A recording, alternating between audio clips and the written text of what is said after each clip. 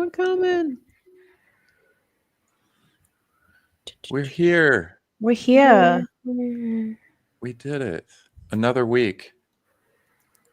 I'm so excited. Oh, we got some music. This isn't feed. Is this Feeding the Ducks or is this a new song? This is Into Space. Ooh. Okay, question. Would you guys go into space if you were given the opportunity? Not to do it like Katy Perry and those other idiots, but like to actually go into space. Would you do it? Yes. I think so. You guys are braver than me. I'm way too scared to go that high up.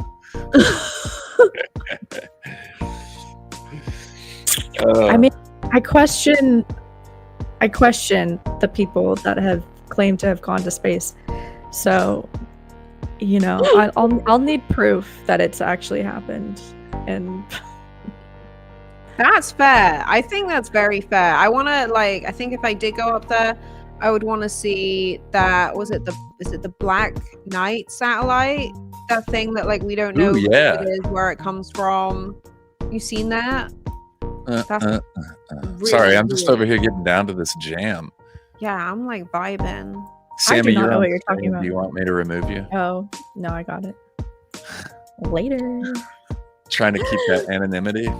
Yeah. The angelic voice behind the...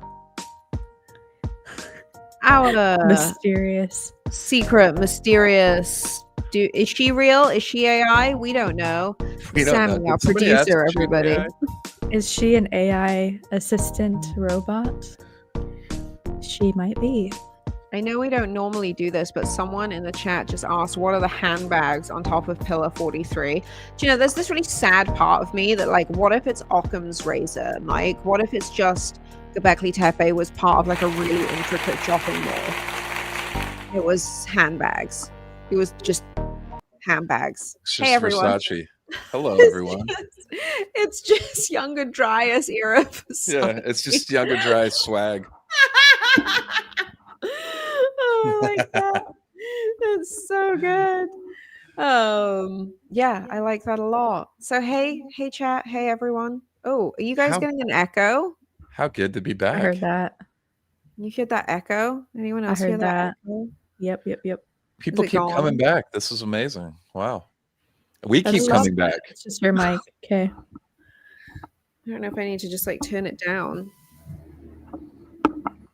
Oh, that's not me. Maybe that's Hugh tuning in. I don't know. If we didn't have something going wrong, this wouldn't be a show. This wouldn't be our show. Welcome, everyone. We've got a huge show, and I think we start off with a bang today. Literally, we have huge news that I'm going to let Mike Collins, our esteemed host, organizer, grown up in the room of Wandering Wolf, tell y'all, because I am just I think I'm going to wet myself. I'm that excited. So let's get into it. We do. We have incredible news. We have our updated lineup for the conference, and it now includes, as you see there in the middle, Billy Carson.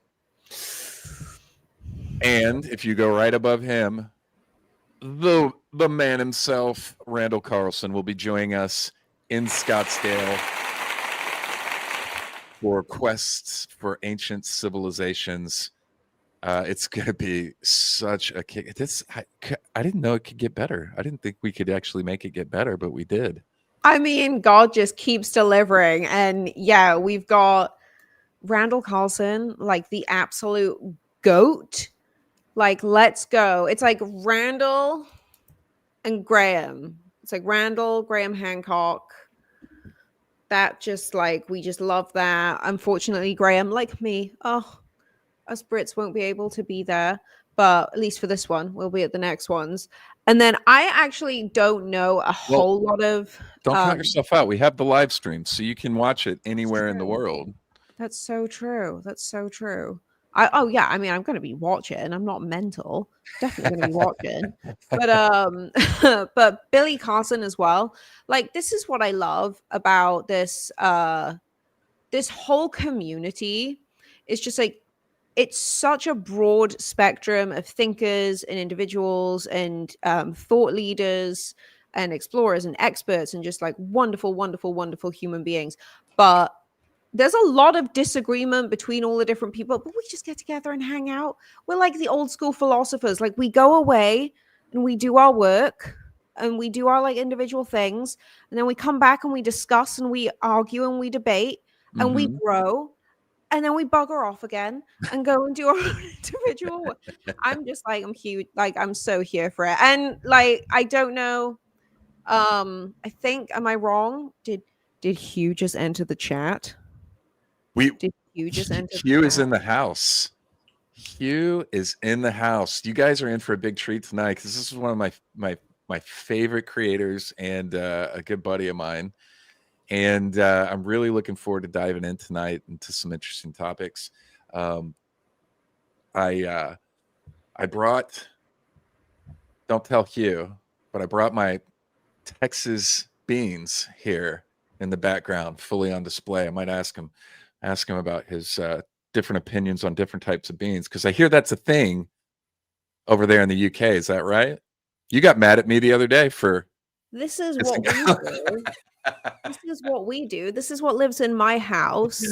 Mine means beans. I can't wait to get his take on that. It's just too much for breakfast. That's my only hang up. Oh my goodness. You're going all out.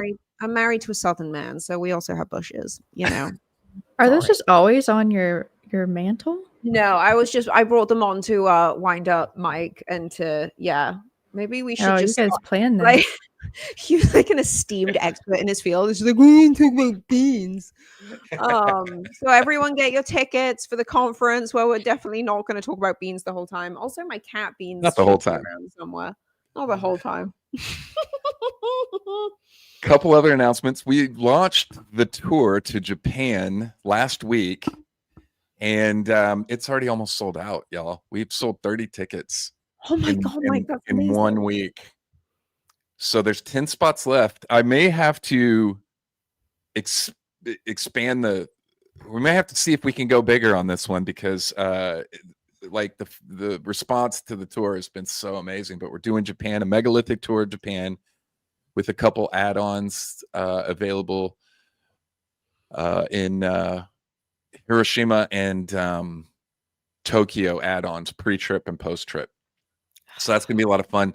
I think Sammi is bringing that up. There it is, Megalithic Japan. You can go to wanderingwolfproductions.com and click that link on Megalithic Japan and head over there if you want to join us over there. It'll be me, Nerdrotic, and the whole Forbidden Frontier crew. We've done a trip. We did Peru already together, and it was amazing. And so we'll be doing this one in May. Right after we have another conference coming up in May as well in Sedona. So right after Sedona, we'll be taking off to Japan, and you can come with us. So huge. I'm so freaking proud and stoked, and yeah. And I think you should go big. Like they say, go big or go home. Go big and go to Japan or go home. That's or go home. There's some wordsmithing in there somewhere that I could come up with at some point when I'm less pregnant and not good at thinking words good.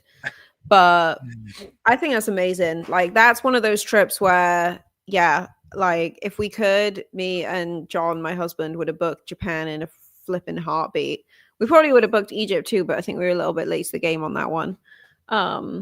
It's so cool, Mike. I'm so freaking stoked. Got the Japan sometimes gets overlooked, and it's got a lot of really interesting megalithic sites there, which are really cool. It's also bigger. The islands is also bigger than most people think. So, you could go over there and explore for quite a while. But we'll be going from Tokyo to Osaka and that surrounding area, and then back. There's this megalithic circuit out there. Colonizer map that lies about the size of continents and countries. And things. Those are wild. What else? Do we have anything else before we dive into the fun here? No, I think those are the two big things. Oh, also, everyone, reminder, super chats, stick around. We'll be answering everything at the end. As always, get your questions in, whatever it is you want to know. If there's any we don't get to, just remember to ping us on social media, and we will always answer everything. And we love you. Thank you so much. Oh, for and letting us do what we congratulations do. to last week's winners, or Oh, super yeah. chat winners. They got their tickets, and I got confirmation everybody's coming. So congratulations to last week's winners. You guys rock. We had a amazing. Right. Let's bring the man of the hour himself on here with us and introduce the incredible Hugh Newman from Megalithomania. Hey, Hugh, how's it going? Hugh, good, man, all good. Thanks. How are you? First, thank you for staying up so late to connect with us live. It's like 1 a.m. there, right? Hey, JJ, saying hello. Hi, that nice is to see you. So good to see you. It's still cold here, by the way. It's freezing. Oh, you can send some of that our way. We're still having like upper. Ding. See, you guys, my stuff was planned. You just had this in the house already, both of you. That is wild. Oh, we got to get these beans. Yeah. Well, it was nice. It was nice to see you, Michael. Good to see you, JJ. Really good to see you. And look forward to seeing you in Scottsdale. It's nice to meet you super briefly, JJ. I'm sorry I won't be able to meet you at the conference, but we'll do it again another time soon. I'm sure. Good. Thank you. And hi, Hugh. It's nice to meet you. Yeah, how's it going? Everyone's going to think we're related, I think. Oh, the silly accent brigade. Yeah. Okay, gotcha. Yeah, and I have to fabricate mine because I'm from Swansea, and no one could understand me if I spoke in my Swansea accent. So I have to come across a little bit more British when we do the show. All right. Yeah. All right. Yeah, well, I'm from Cambridge, and I sound more like I'm from London than that for sure. Yeah. Cambridge is bougie. Nice. Yeah, I was going to say you definitely sound more London than proper. Well, no, because I guess like Malvern's not quite Middle England. Cambridge is that little bit.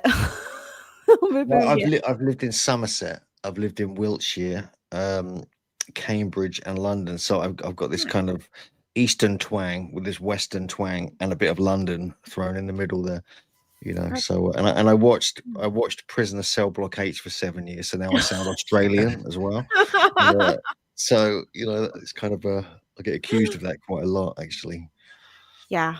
I was talking to my immigration attorney about that today. Everyone, when I'm like, oh, I'm from Wales, they're like, so is that near New Zealand? And I'm like, think you're thinking about the New South Wales. I'm from the OG South Wales. That original one. But dude, huge fan. Like your work is so cool, so fun. And I feel like everyone that I've met within this field, whenever they sort of like, as soon as they start talking about you, they start talking about your work, it's just like all the colors change. And there's like, that's how huge your work, your reputation, your brand, everything is. And I was saying like, yeah, if I had professors like you when I was studying at Plymouth University, I probably would have stuck around a lot longer than I did with my degree. So heck yeah. I don't actually know your origin story. Can we get into that for a minute? Can I just like steamroll the shit out of this interview so I can learn about your past, your history, and how you got into it? I might answer some of those questions. You're so honored.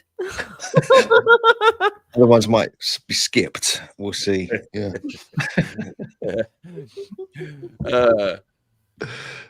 I had a chance to hang out with Hugh recently over in the UK, and he showed me stuff that I'm embarrassed to admit that I didn't even know about the area, specifically in Avebury. Oh, look at that. And I have forgiven you already. You know that. Yeah. Good. Yeah, I was very ashamed considering what I do now, not knowing that was the largest stone circle in the world. But that was really a lot of fun. And thank you for showing me around, not just here, but Stonehenge. We did it was the for the equinox. Equinox, yeah. Equinox. And That was really cool because I'd been to Stonehenge before, but I'd never had the chance to walk all amongst the circle and everything like that. So yeah, I persuaded you, because I heard you told me you were coming in the day after the equinox, and I'm like, no. did change my the flight. trip. It's worth You it. come in before it, okay? Yeah. And you get to my place, I'll take you down there, Yeah. And you did it. You changed it and everything. It's like amazing. Totally worth it. Incredible experience. How many times a year did they do that again? Well, they did. Well, there's 2 equinoxes and the 2 solstices. The summer solstice is the biggie. That's like the kind of 30,000 people job. The winter solstice, you probably get like 5,000 turn up there, weather depending. And the equinox is, you saw it. You get a few thousand. But the summer solstice is the famous one. It's the big alignment. I mean, there's no equinox alignments at Stonehenge, but the Druids, there's people that don't know, there's a local group of Druids. They're like neo-Druids. They're kind of reviving the old Druidic traditions. But what they also do, they're officially recognized as a religion in Britain, these different Druid groups. So they can claim Stonehenge as their religious place to go on these 4 times a year. So they actually go to meetings with English Heritage. I've had to take them to court on occasions to force them to allow them in freely on the equinoxes and solstices. And it's because of these Druids. And I've got to give them a big shout out to this. There's Arthur Pendragon, there's Rollo Moffling, there's many others, different groups who kind of do this work in the background. They also do other work in the background, protecting the site from more development, from price increases, from like the burials that are found there. They do sort of things to protect them a little bit, so they're not some of them not made public. So that they're a very interesting group of people, and this is why we were able to go in there on the equinox, because of these modern Druids who are campaigning to keep it open to the public at these special turnings of the year. That's amazing. I had no idea that any of that was possible, because I guess that's the thing about the UK and a lot of the historical sites. It does take that local activism to stop things like the price increases. Like, I know it was one guy who stopped all the museums from charging back in, I think it was like the 80s or 90s or something like that. Like, all the museums were going to start charging British people in obscene entry fees. This one guy came along, was like, absolutely not, that's our history.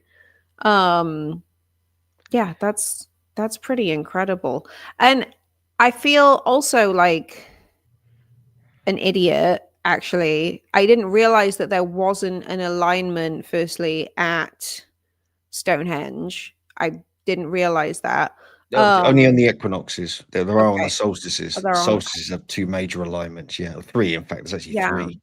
And one other thing. I mean, you mentioned the pricing, because originally, like, Stonehenge was, I'm sure most people know this, was owned by this gentleman, this old English gentleman back in the 1920s or whatever. And it was bought up by what was English Heritage, or what it became English Heritage, for like a small amount of money, but it was on the condition it would also always be free, or it would cost like 10p or the equivalent to go into it only. And so English Heritage started at that price for a long time and then kept putting it up. And now it's like £35 to go in, much more than 10p or whatever it was. But they claim it's because of inflation, so they had to kind of put the price up constantly. And English Heritage also, Stonehenge they own hundreds of properties. They look after hundreds of properties. Loads of them are really unpopular but cost a lot to maintain, these stately homes and other such things, and ancient sites, whole landscapes. In some cases they have to manage. Stonehenge is the one. It's the kind of it's the money giver. It's what sort of funds the entire kind of project. So they've got their reasoning behind having a high price on it, and the private access visits cost a lot of money, but they actually do other good work as well. So people don't realize that, there's actually like good stuff they get up to. Yeah, I was going to say, because they're not, I think a lot of I don't know if it's different in Wales, but a lot of the ancient sites that are supposed to be under sort of, I guess that would be more like British Heritage. I don't know if it's like the same thing, spin off, like what the different groups are that take care of everything, but there's always someone at the ticket booth, and I have never, not once, paid to go into any of those sites. Like, you just walk around the back and just walk in and you don't pay anyone. So I had no idea that was like, now I feel bad, feel guilty for it. You should feel very bad indeed. Yeah. Yeah, this is I was like, terrible. I was just like, no, we can just go walk through that field of cows and go blackberry picking, and then we eventually find our way up back round to the top. We'll be fine. Well, that's what we did to get in there. It felt very clandestine. Well, with Stonehenge, actually, you know, it was free entry, but we actually jumped the fence. You know, because we couldn't be bothered. We couldn't be bothered to walk all the way up around the bit. Then you have to go through the entrance and come back again. I know a little shortcut because I live just up the road from it, and so we just little gap, go through there. No one will notice. And walking among Stonehenge versus visiting it as a tourist is entirely different. I mean, when you go see it as a tourist, like on a regular day, they've put the boundaries so far away. It just feels like you're at quite a distance. Whereas when you go visit on one of these days when it's open to walk all amongst it and through it, you know, you can literally walk around like a hobbit without your shoes on, smoking weed and beating drums. That sounds very traditional, actually. That sounds very Celtic. Yeah. It was quite a powwow going on in there. It is quite a powwow. You should go there on this. If you go on there, I mean, like the summer solstice, right? It's like it's a whole different ball game. But the good thing about the summer solstice, you go in on the evening before, you can have sunset, and you can spend the whole night there. Oh wow, it's so cool. They don't allow drinking and stuff like that, but other things obviously get in there quietly. But there's it's Britain, you know. But it is quite a thing. So check this out. So when there was about 25,000 people there on the evening, when me and JJ got hand fasted by the Druids. They do that. They do like a traditional pagan hand fasting thing where they wrap a ribbon around your kind of wrist. Both of you, then you have to jump over a sort of bouquet of flowers, or it's supposed to be a fire. They say all this stuff. And so we did it, and like we thought it was just going to be a few people around, you know, it's like 4 or 5 people, and so the whole of Stonehenge went quiet. Like 20,000 people, like hardcore members, just like staring at us. And as me, I'm like lapping up. I'm enjoying. There's JJ like almost fainting for the pressure of it all. and it got on Getty Images, for God's sake. And like there's JJ going, how many? There's so many people. I didn't realize the whole place was going to go quiet. It was weird. It was like one of those once in a lifetime things. Yeah. Amazing. It sounds like pretty sacred as well. Like stone circles, like there's such a thing in Britain, and like you grow up with them. They're, you know, like we have them right down the road. I think we've talked about this before, Mike. Like Swansea in so one of the main parks, we've got like a pretty big stone circle in there. You find them wherever, and it's kind of nice. They're not necessarily one of the many things, but a lot of stuff survived the Romans. Let's just put it that way. A lot more than the Romans would probably ever want to admit. And so I'm picturing Mike as a stoned hobbit now. I'm screaming here. Yeah, I think that's going to be something I make on AI. I'm going to steal that. Mike stoned hobbit. Perfect. Yeah.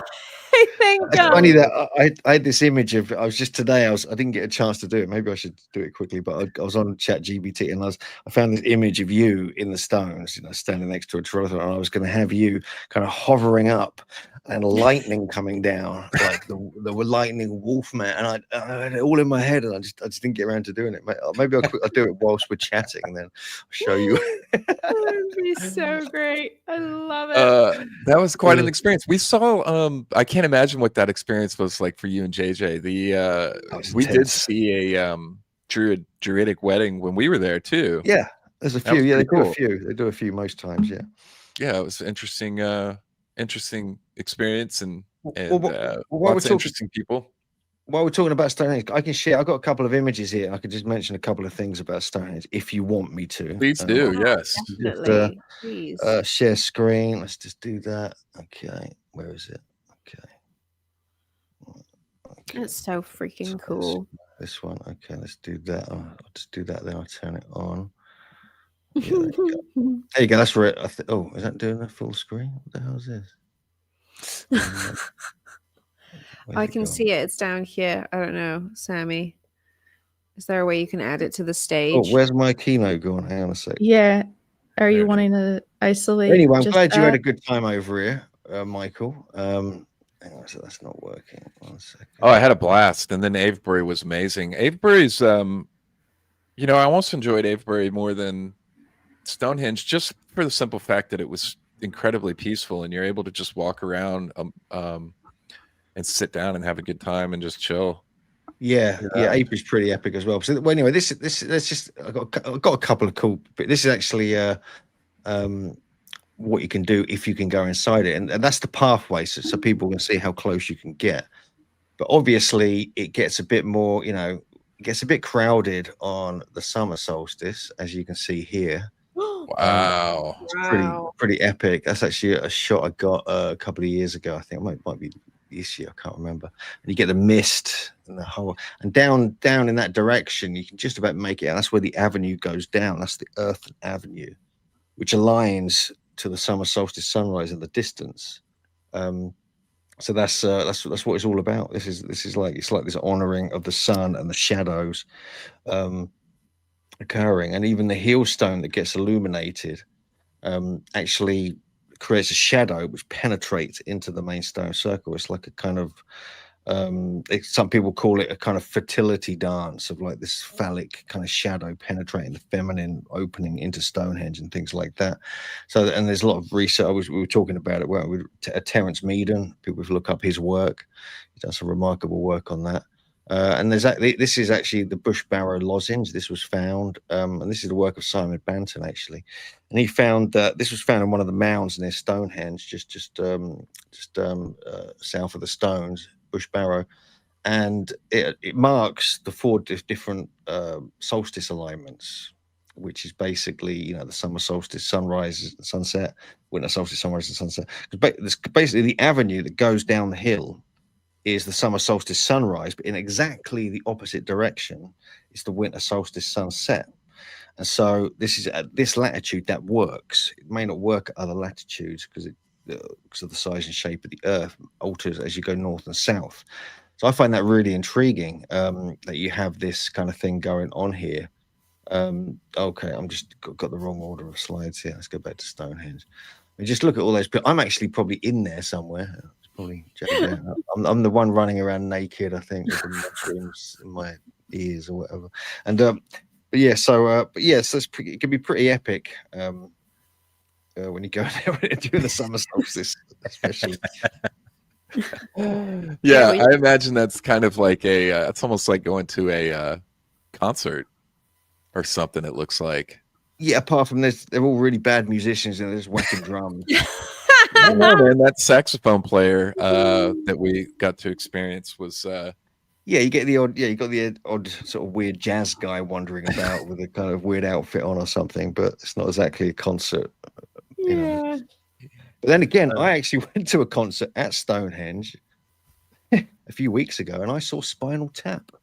Oh, no way. There. Literally, they put a concert on it in promotion of their new Spinal Tap 2 that continues. And I actually, you know, that they'd Shania Twain, they had Eric Clapton come on stage, and I was like, what the hell? And so that was kind of fun. But only I wasn't even allowed in. They only let English heritage employees in to see that. Oh, I was quite ew. annoyed, so I had to stand behind the fence, you know, like what? But it was okay. It was kind of cool. But still, though, to be able to see Spinal Tap, I mean, any of those 3 names, like Spinal Tap, Clapton, and Shania Twain, like any of them on their own is big enough. But seeing them together at Stonehenge, I mean, that's pretty flippin' legendary right there. Like that's incredible. Although I did see Clapton once, and I saw him in Cardiff, and it was really boring. But I think it was because the crowd was all seated. Maybe, yeah. I mean, yeah. I don't know. That's my kind of concert. If I can just sit down, you just sit down the whole time. Oh no! Oh no! I've reached that point in life where if I have to stand for a multitude of hours, I'm out. Oh, that's so good. Yeah. No. But saying that though, Stonehenge, right? I got another funny story from this. I was they were filming Transformers there, and Anthony Hopkins was there and all this stuff. And I I saw him. I saw Michael Bay, the director, and I got yelled at by Michael Bay because I kept walking into shot in the distance. So it's one of my small claims to Hollywood fame there, And we found that they built a fake Stonehenge nearby. Me and JJ worked out where it was, and we went down there, and it was a half-built Stonehenge, so they could do more filming there and blow it up as well. And so, and this was just before April Fool's Day, April the 1st. So we took a photo of that and put it against an actual photo of Stonehenge, and half of it was missing. So we put it out there that Stonehenge had been half stolen during the night. So many people believed us. It was hilarious and then 2 days later we got blown up. That is so good. Did you end up making it into the movie? They included it. They blew it up in the movie. I don't think I was in the movie in the end. I think they might have cut me out. Yeah. What the hell? Yeah, I know. It's outrageous. Oh man, that's great. That's about the most epic, I think, April Fool's prank that I've ever heard. Yeah, and trust me, a lot of people believed us, and they were mainly Americans as well, Michael. What are you trying to say here? But honestly, I mean, people in England, they're really wary of April Fool's jokes. They're like,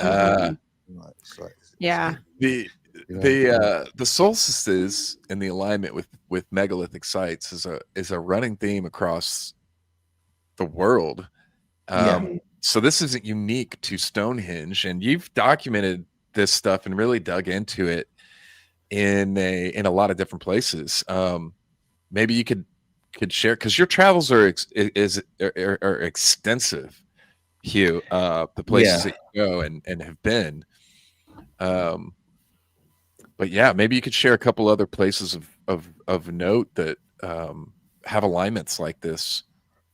Yeah, for sure. Yeah, okay. If I got a few images up here, you can check them out as well. And if you want to share the screen or whatever. And so I've been, I've been sort of tracking the solstice since me and JJ discovered this alignment, especially. I mean, I've been interested in archaeoastronomy for a long, long time. This whole thing, there's a brilliant book by John Michel called Astroarchaeology, which is another name for archaeoastronomy, just like the other way around. And I've been, all these sites, virtually every megalithic site I've been traveling to all my life, it's got some kind of alignment built into it.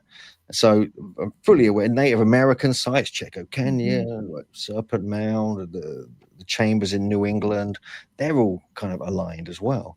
And so when me and JJ kind of discovered this beam of light going across the face, you can see it in the image on the left there, Karahan Tepe, which dates to 9,400 BC. That really got us, that made us realize this is even older than we thought.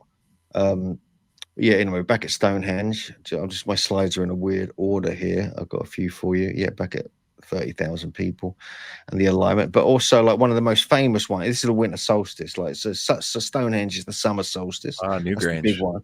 So this is Newgrange in Ireland. This is in Boyne Valley. This is 3,200 BC at least.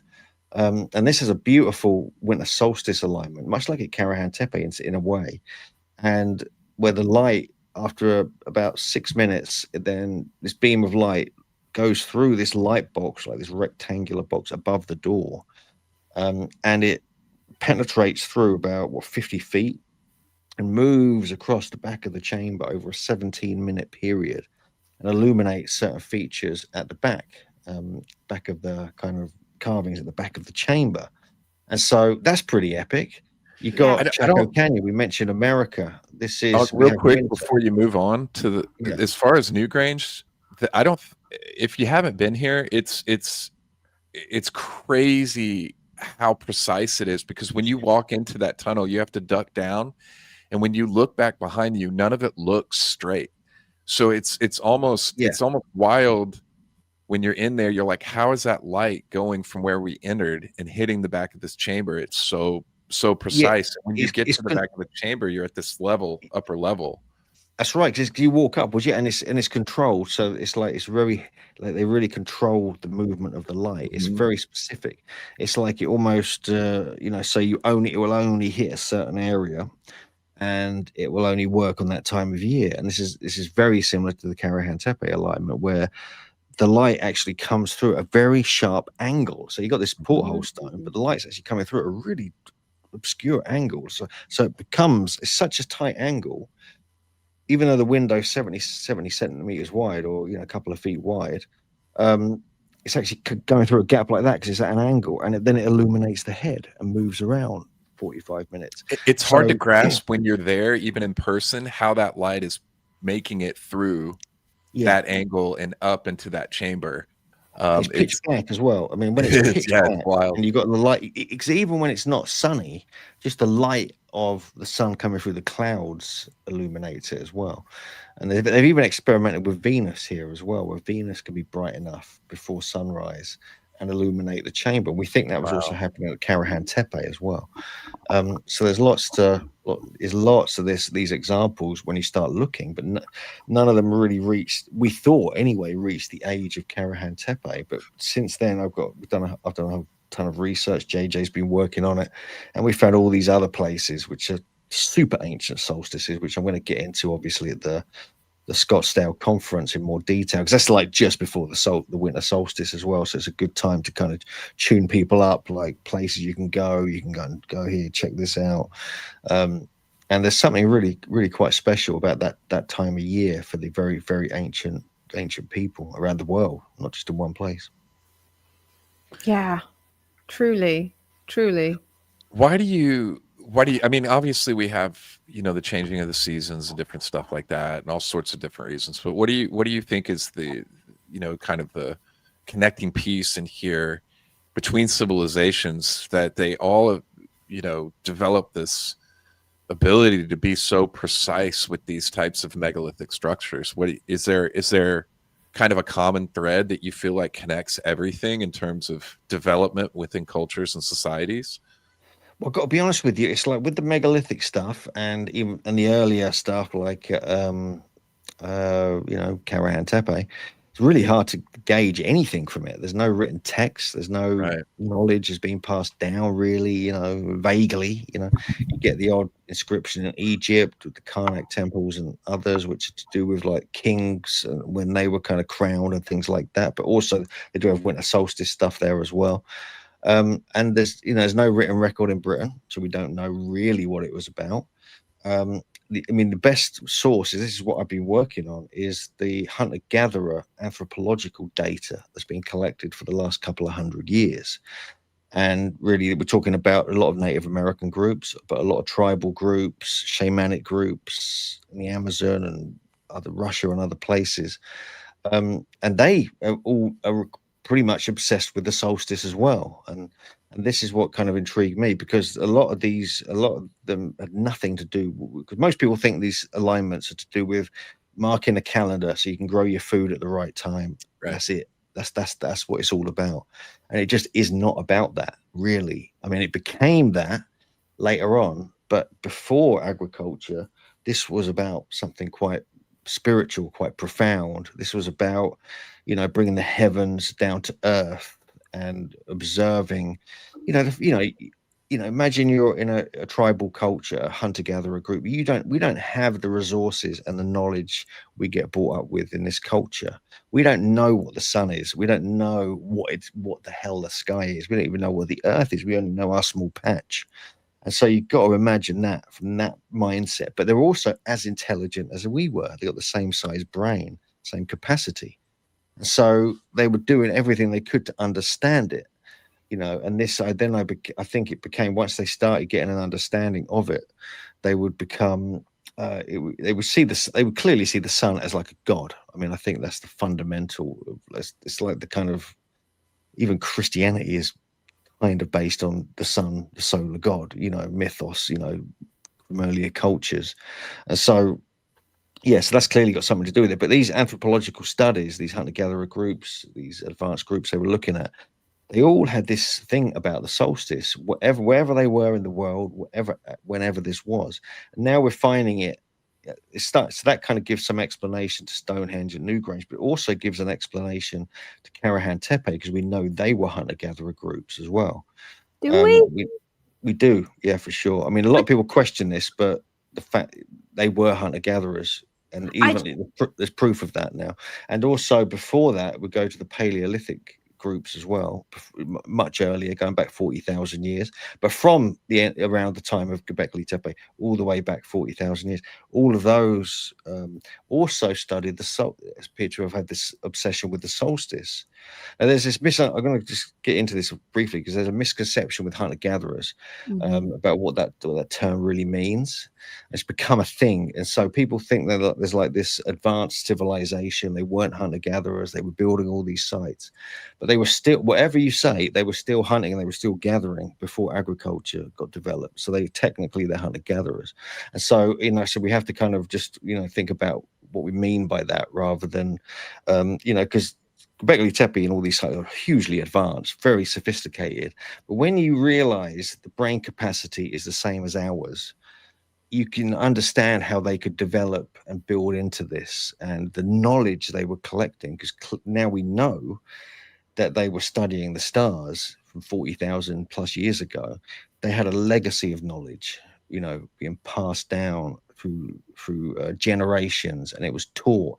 There's the beautiful kind of bone plaques you find all over the French and Spanish Paleolithic caves, which were documented by Alexander Marshak in 1972 in his book about this. And I actually went there. I went to the Dordogne area in France recently with my family. I had a look at some of the caves, looked at these artifacts, and I was like, bloody hell, they're amazing, aren't they? Very interesting. And like, because not only do they have the bone plaques with all the counting and the moon cycles and the solar cycles all carefully, it was a science. They were working, developing a science back then. They also have these 3D relief carvings in stone, just like you get at Gobekli Tepe. And they were also aligning, they were choosing caves which aligned with solstices and equinoxes. Yeah, very much so. This is what I'm going to be getting into in my lecture at the place at the Scottsdale event, because this is what's getting crazy. And so for ages, me and JJ were going, oh yeah, we found the oldest winter solstice alignment in the world. And we've proven ourselves wrong now completely, because there's much older ones, and we like that though. It's brilliant because it's opened up a whole new avenue of research for us, and all the data is there. People have analyzed this, but it was mostly in French. It was mostly in academic journals, which you got, you have to pay to get to and things like this. So we didn't have access to a lot. In fact, I got sent something by the other day by this brilliant guy called Alistair Coombs, who works with Martin Sweatman, and I'd written about all this stuff. I've published a few articles on what I've just been talking about, and then I sent him it. I just wanted his opinion on it, and then he sent me one back that was behind a paywall that he wrote a couple of years ago as well, covering similar ground. And I was like, wow, this is brilliant. So this is like, even academics are kind of onto this as well now, as well as us independents who are kind of digging in and finding all these different avenues of research. So yeah, I'm pretty compelled by all this. I think there's a lot more to it that meets the eye. I think we've got to look carefully at what the meaning of these astronomical alignments mean. Was it just about calendars? It probably was. Look at the work of Martin Sweatman. He's devised a calendar from Pillar 43 at Gobekli Tepe. He's also decoded a calendar even from Karahan Tepe as well. The amount of, it's the basic Sony lunar calendar, but still he's got that, and it really fits in well with our winter solstice alignment as well. It all kind of just matches up. It's basically the same.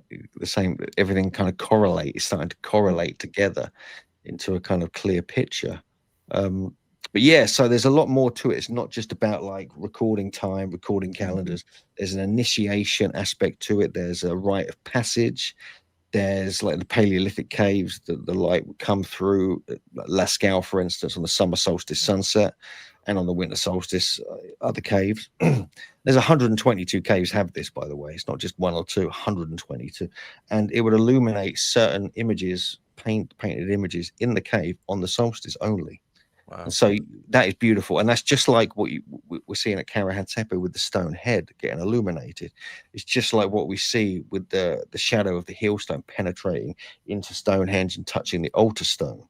It's the same as the Newgrange alignment, the Chaco Canyon alignment, and everything else. So there's this obsession, and it's something about the measuring and the movement of the sun, because it also has, it can have a profound effect on us. There's been research done on the summer solstice and the effect it can actually, like, it's so powerful and so close and intense, the sun at times, that and when there's an apogee and a perigee of the moon and other such things, where things get more pressured and closer to the earth, you can actually have consciousness effects and DNA changes as well, and this is scientifically documented.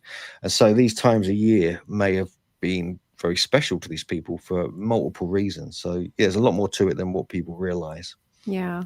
That's pretty incredible. I think the only place where it kind of the only kind of thing I want to pick at was this idea that, especially a site on the scale of, say, Gobekli Tepe, and when you look at it in the context of all of the other sites around it, including, all the ones that haven't even been excavated yet, I guess I would love to know more about the sort of hunter-gatherer pre-agriculture theory, because, like, the sociologist in me is like, I don't understand how you build something like that, but the sheer manpower it would take, but maybe this is my ignorance, but just like the sheer manpower it would take, I don't understand how you sustain that population without having some kind of consistent form of agriculture.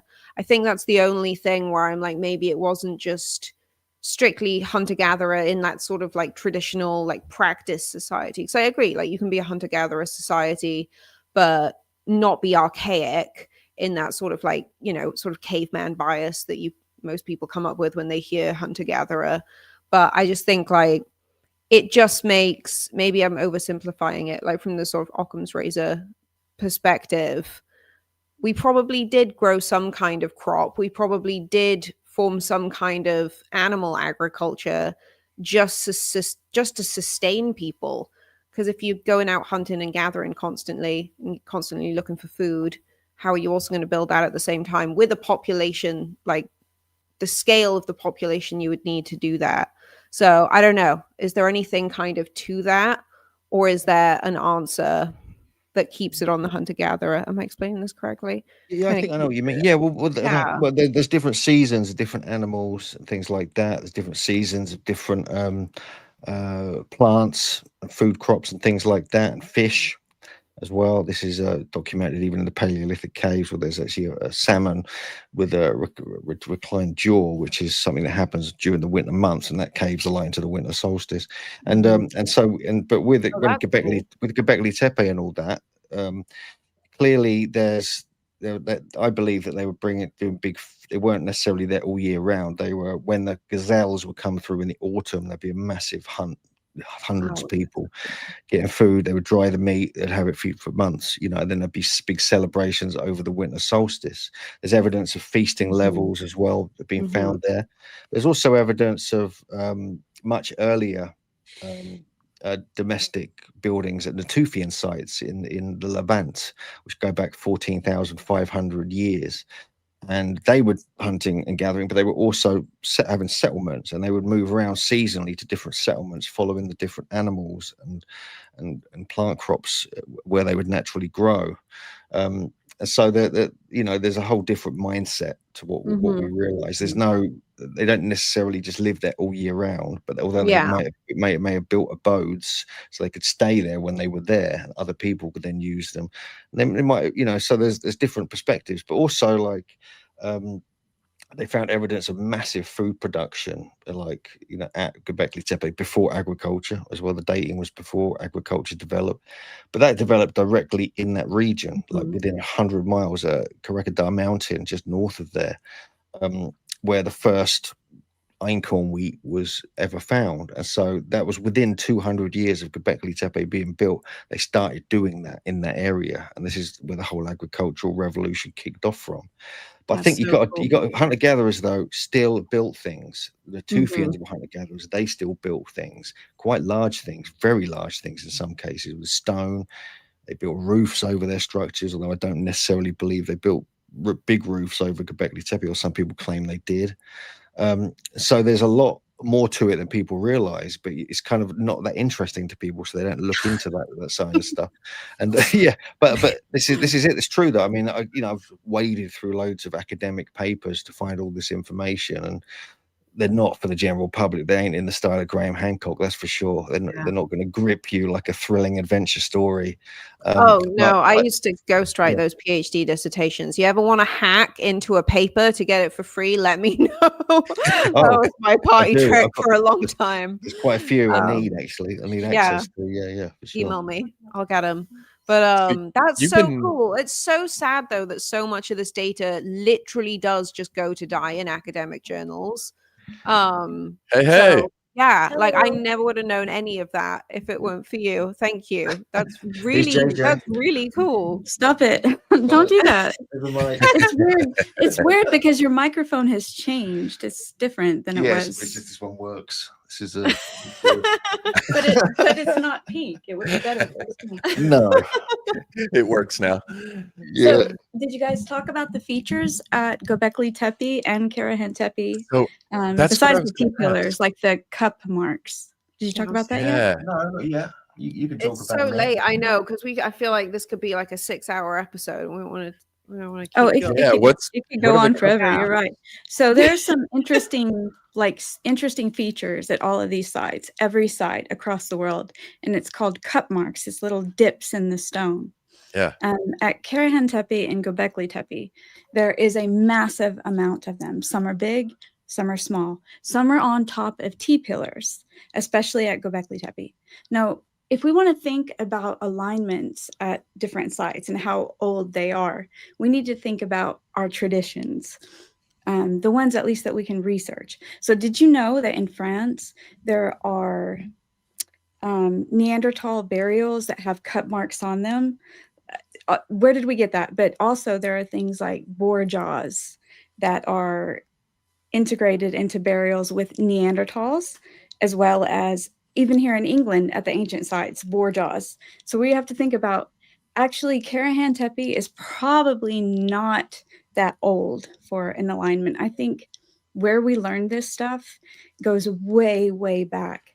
There are artifacts that archaeologists and anthropologists that don't get a lot of attention say are marking the constellations like Orion that we know, or at least from the artifacts, are being sort of spoken about in symbols at places like Gobekli Tepe.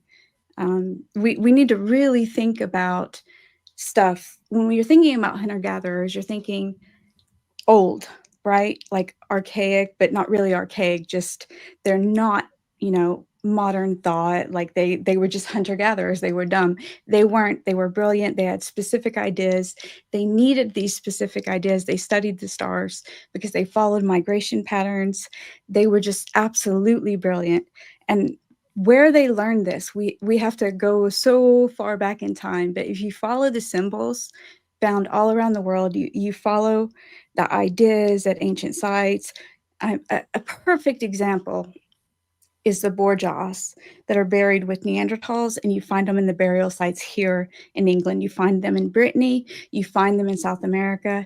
All of this is a continuation that we're not connecting yet.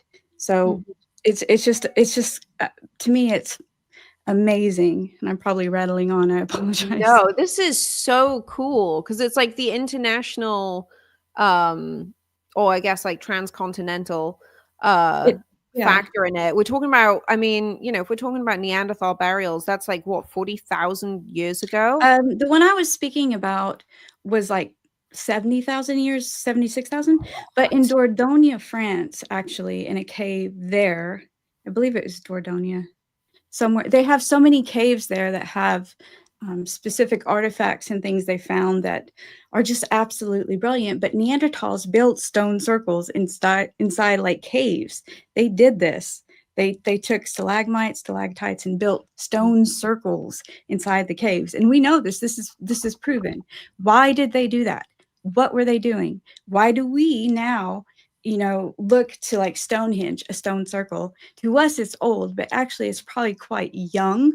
And the ideas of history, it's just, to me, we've got to really get past these misconceptions of ancient people being, archaic and not smart. They were brilliant. It just like, to me, all of that history is amazing. There are symbols, there are patterns we can follow. We see them. Hugh and I travel all around the world chasing these sort of things, but it's obvious to us. But so y'all have y'all been to the museum in San Lierfa? I'm guessing yes. Many times. So do you guys agree with the statue depictions that they have there moving the pillars? Then the guys that look like cavemen in loincloths and clubs. Not necessarily. I think they would have had much nicer garments. I mean, but seriously, you can see, right? Check this out. You see on the fronts of the T pillars, you see the nice, clean cut, carved garments with like nice belts and pelts. Possibly hoods, which are the tops of the T pillars, which is rare. So they could have had a very nice tailor. Ancient. I'm serious, because there's evidence of flax. They found flax. They found hemp. They found flax at Çatalhöyük and also at Chiano as well, wrapped around aurochs horn, and so I think they definitely were creating clothing. They weren't just wearing just pelts and things like that.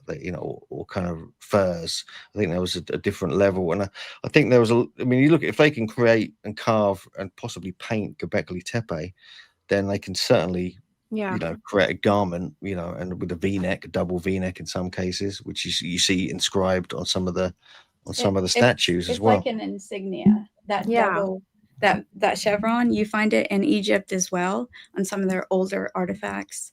In fact, in the Ashmolean Museum, they have some extremely old Egyptian artifacts that are giant statues, and they look exactly like the giant found at Karahan Tepe. They had, how he's got his special stuff going on. They have them there, and it's supposed to be the god Min of fertility, but we know those traditions came further away from Anatolia, but from Siberia they came down to Anatolia, and we have evidence of this. It's not really been announced, but this is a theory I've held and Andrew Collins has held based upon facts and information that we can see in patterns. A lot of the brilliant stuff comes from Siberia and moves down, left, right, migrates up around. It just moves, and it's just so amazing. I probably sound like a weirdo. I'm so not at all. I think it's like, it pushing back that sort of human timeline, and it almost sounds like the hunter-gatherer nomenclature. It seems like a far more symbiotic relationship, not just with the sort of natural world, but with the cosmos. Oh yes, it's that's almost the thing. If you look at mythology, yes, you're right, because what was the TV for the ancients? What was something that we do, the computers? It was the heavens, it was the sky. That's what they did. Even the most basic ancient human would know about the stars. That's what they were into at night. That was the big screen.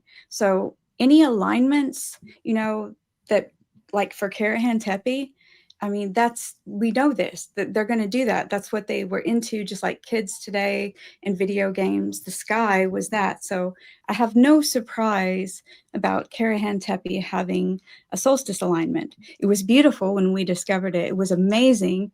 But in the big scheme of things, most people during that time probably knew it. And a lot of people say it was elite knowledge. I think basically it was just like everybody knew this knowledge, but there was more complex knowledge that special people did know, like the elite. But basically everybody knew this because that's what they were taught. That's what they saw. Yeah. It's not, to me, it's just, that's what you will find if you go to these sites. It's just normal. It's not a big surprise. And, Nechmi Koral, the director of Karahan Tepe, was asked about the alignment, and he said something that made me so sad, but also made me snap back to be like, oh, we've got to do something.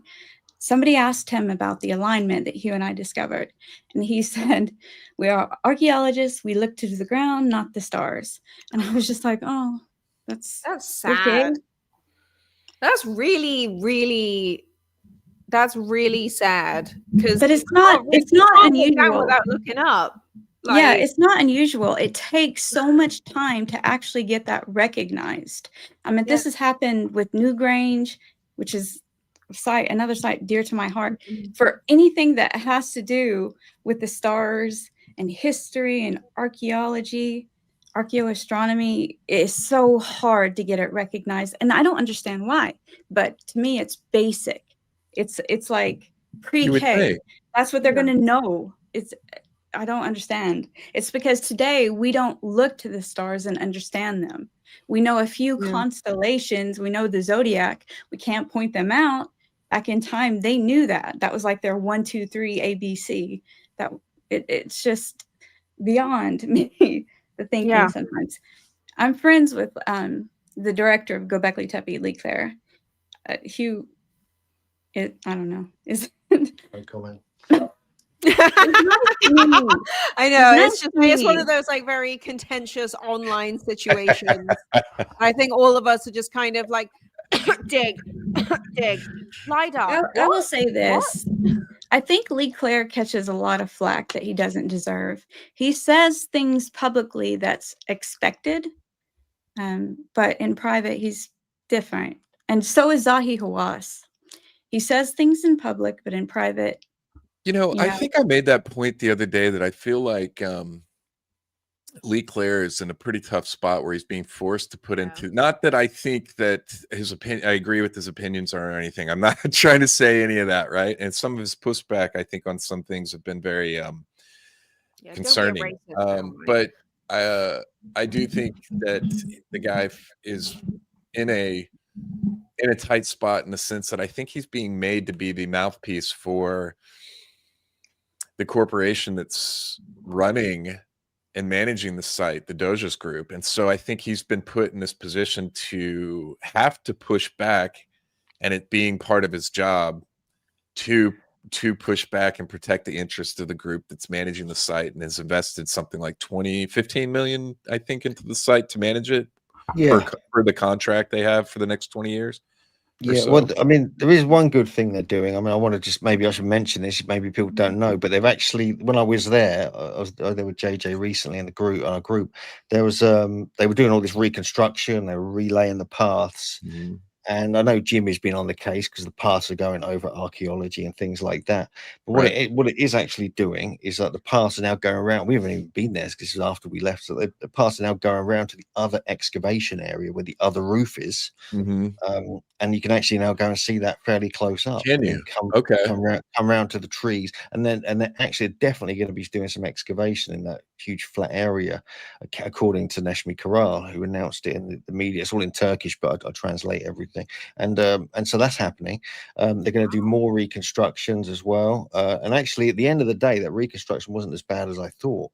It actually, because Klaus Schmidt years ago had actually scanned images of that, because all the rubble in Enclosure C was one T-pillar basically, and he scanned all the images and they put it together even 15 years ago, and I think they used that to reconstruct it, so they got it pretty accurate. So there's a lot of, it's the kind of Stonehenge of Turkey. You got to remember that it's always going to have this scrutiny, it's going to have this intensity about it. And Jimmy makes good points, and we agree with him on some of them, for sure. But you've got to let them do their job as well. They've got to get on with it. There's nothing we're not going to be able to kind of tell them how to do their job. That's for sure. But they're putting a lot of time and effort into all the other sites.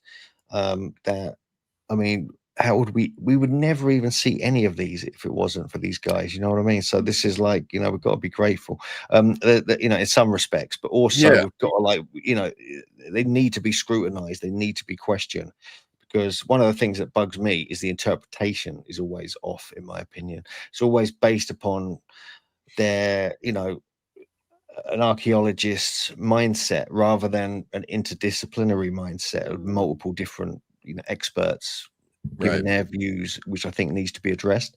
But that's actually starting to happen. I was actually speaking to an archaeology student yesterday or day before we came to our conference, and she was telling me that in her archaeology class, they're now changing that. They're now actually like integrating and trying to bring in alternative ideas and people into the mix, because That's they great. realize that these alternative people, these are like Yeah. us alternative people, if you like, we're like the antiquarians of 200 years ago who were going around before archaeologists even existed and looking at the sites, documenting them, illustrating them, the famous old illustrations that we use in all our, you know, Megalithomania gear. It's like based upon these antiquarians, because they were like us. They had a passion. They were megalithomaniacs. They were obsessives. They wanted to just try and understand what these sites were all about. And so that's been lost a bit in archaeology. So the antiquarianism is really coming back. It's what the alternative scene is, really. You know, it's just a different term now. And so I think there's, you know, people who've got a passion. I've got often, like JJ does unique research on the symbolism, the mythology, and how this fits in with astronomy and things like this. And not many people do that and have that level of understanding and focus that she has on it. So, you know, there needs to be a whole different, you know, way. And I think this is starting to come through in archaeology, but it's unlikely that's going to get into the current dogma at places like Gobekli Tepe. That's good I love, news. like, it's such an Englishman thing to do. Sorry, I just have to call this out. You just broke two huge stories on the stream in the most casual, let's just, oh yeah, no, they're gonna do like more excavations. Actually, literally the debate on X is like, do more excavations. Wait, what? Yeah, well, there's gonna be No, they more are. debate. They Yeah, are. like that's Where? huge. Gobekli breaking Tepe, Yeah, news. they've Lee. Yeah. They're never gonna stop. That was such a lie.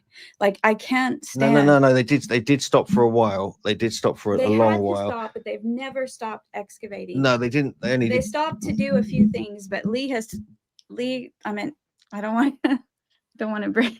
He is a friend of mine, and I don't know how he feels about, you know, just bringing up whatever information.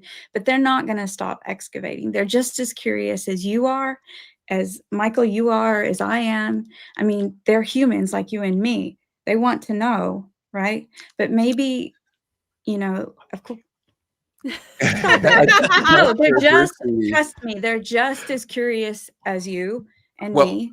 Well, I think the controversy on that was Lee's public statement that he was never, and I think if we want to be specific, if I remember correctly, his statement was that he has no plans to ever fully excavate Gobekli Tepe. Because he can't. And I think he's gotten on social media, I think he's gotten a bit of a wordsmithing war in terms of, you know, that whether that means excavating at all or, you know, excavating fully. I think for me visiting the site, the thing that stuck out to me the most was and to bother me the most were the pillars piercing the heart of the site, and what's involved in placing pillars like that into the ground. You know, and then, you know, in our time over at Karahan Tepe, where they had pre-dug holes, they had the holes dug there to place similar type pillars. You know, that's and I've traveled around the world enough, and I'm sure, Hugh, you've experienced, and you guys, JJ, have experienced this as well. The reconstruction process at places oftentimes has nothing to do with archaeology, and it simply involves construction crews and day laborers coming in. And so I think the best example of that is Newgrange. Newgrange is the best example of that. They messed that up big time with that white, it just kind of just ruined it. Yes, it's loads of. I mean, I showed you. You know, you saw them couple of stones in Stonehenge. I showed you the Avebury, which was a partial reconstruction. Right. Alexander Keeler, and so it's not all kind of negative though. You know, there's a lot of reasons why they do it, so that, you know, like Avebury, it's useful, for instance, because you actually know where the stones are. There's actually some still buried and marked, you know, totally. and so they're just trying to kind of like bring it back to life in some respects. And I kind of I think you just, I think there's always going to be this debate. Gobekli Tepe is big, it's bigger news than Stonehenge is. It's going to get only going to get bigger. It's the one site that is going to, it's at the top of everyone's kind of focus. And I think Jim is on the case with it. He makes some very good points. I've got, but Lee Clare, he's doing his job as well. So there's a sort of balance that needs to be found. I think, let's just try and. The fact is they are going to be doing more work there. That's the good thing. They've got a lot of the conservation out of the way. They've got a lot of the reconstruction out of the way. They've laid all the new paths. They've got the new visitor centers nearly finished. So that's all going to be done soon. Mm-hmm. Then they're going to have the time to focus on the other stuff, which is the good stuff.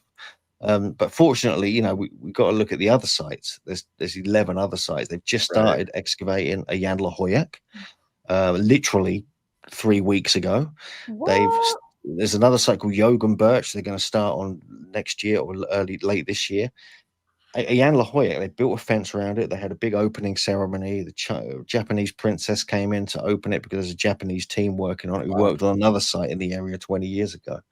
And Yanlahoyak is bigger than Gobekli Tepe, and it's major. Let me find an image for you. Give us a second. Yeah, I want to show you this image because this is. I mean, we've been talking about Yanlahoyak for a long time. I mean, we've been going there for years. If I just share these couple of images, I want to show you something because here we go. So this is the Yanlahoyak. So this is on the bottom right there. That's the map.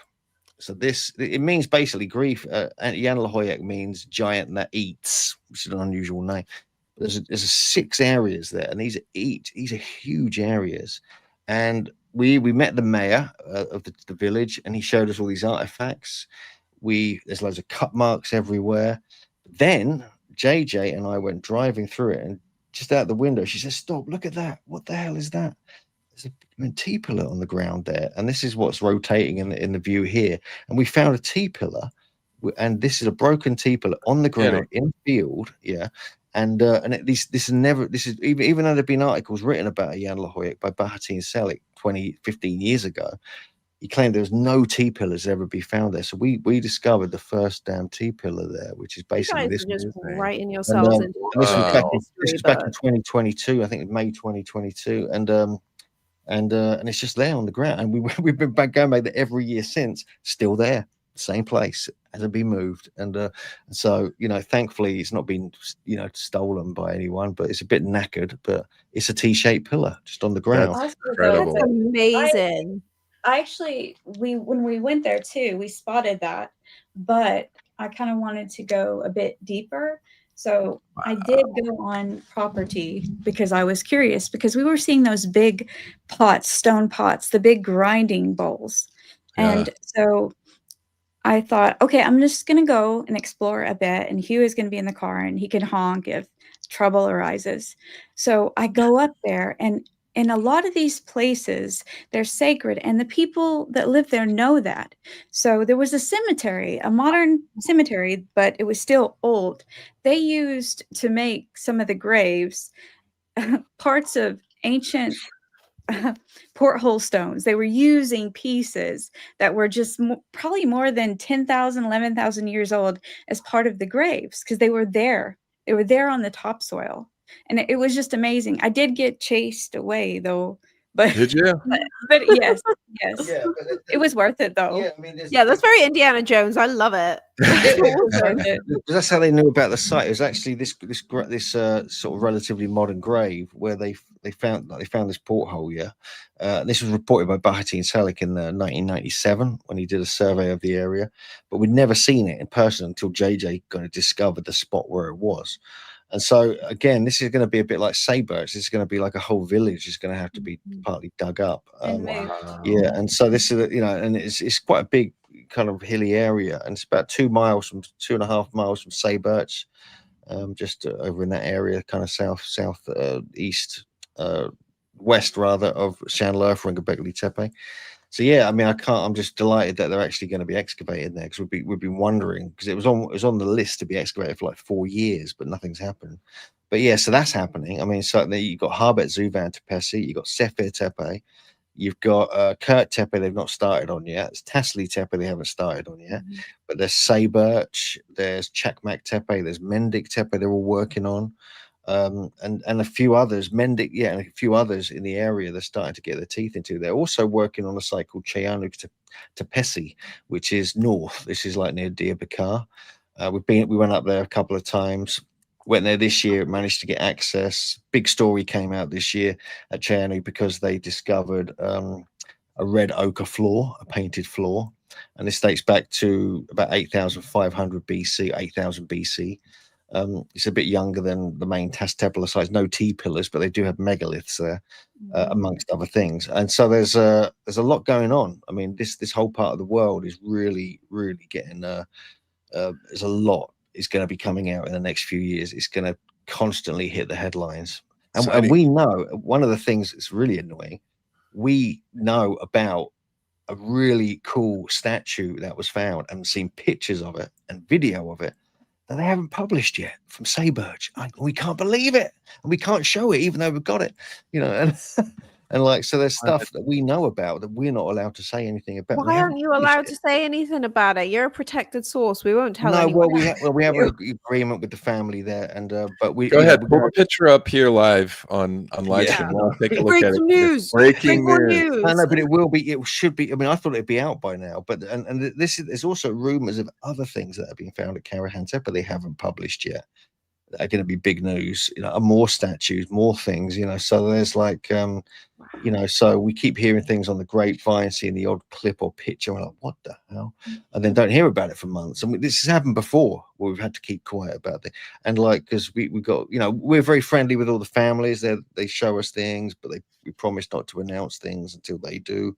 So we have to be careful because we want to keep good relations out there. So it's weird, but I mean, and also this is the debate at Gobekli Tepe as well that Lee Clare was having with Jimmy, is about why isn't it all just published immediately? There's actually a process. Sometimes it has to go through, because if you announce certain things, you could then get looters and stuff like this and other such things. You got to be aware of that. I mean, because Karahan Tepe was looted over and over again before it ever got excavated.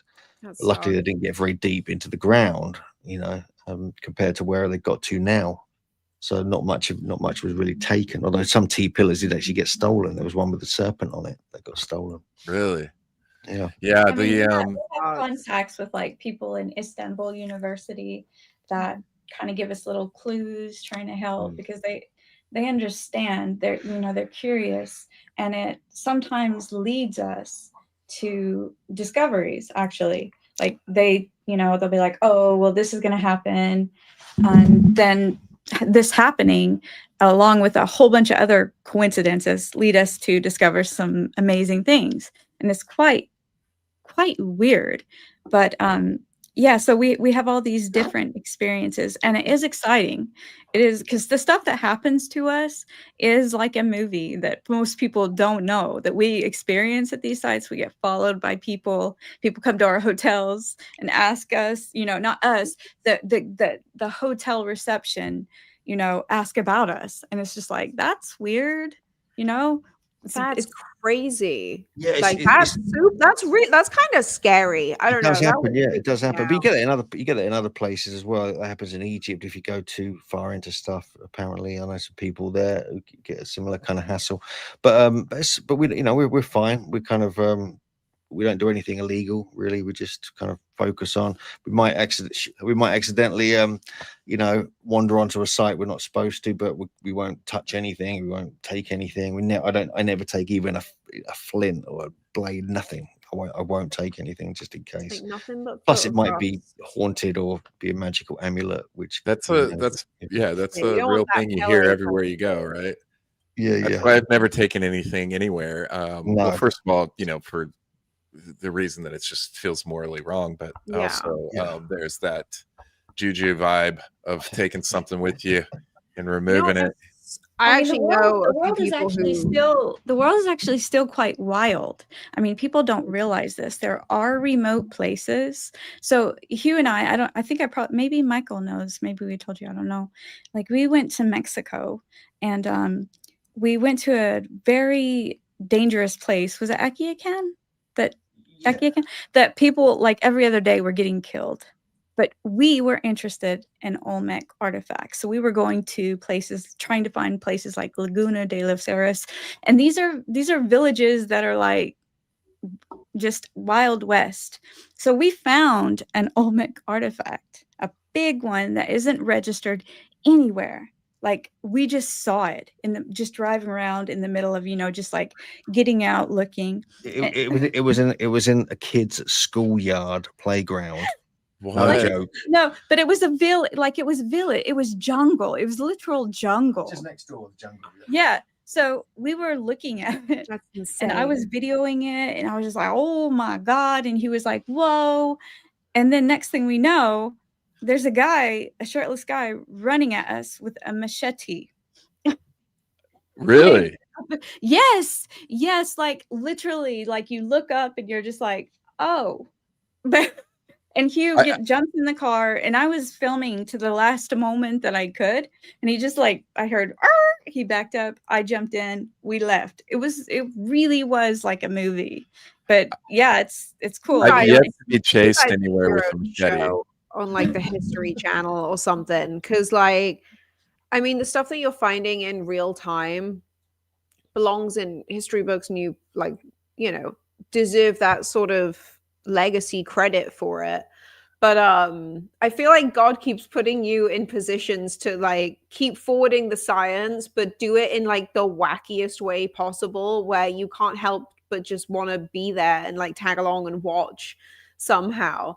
Like it feels like a real gift. But like, what can we see this footage? Like, I feel like that's another thing that we should just break on the show. Let's just do that. Let's give us some clicks. We want to see the crazy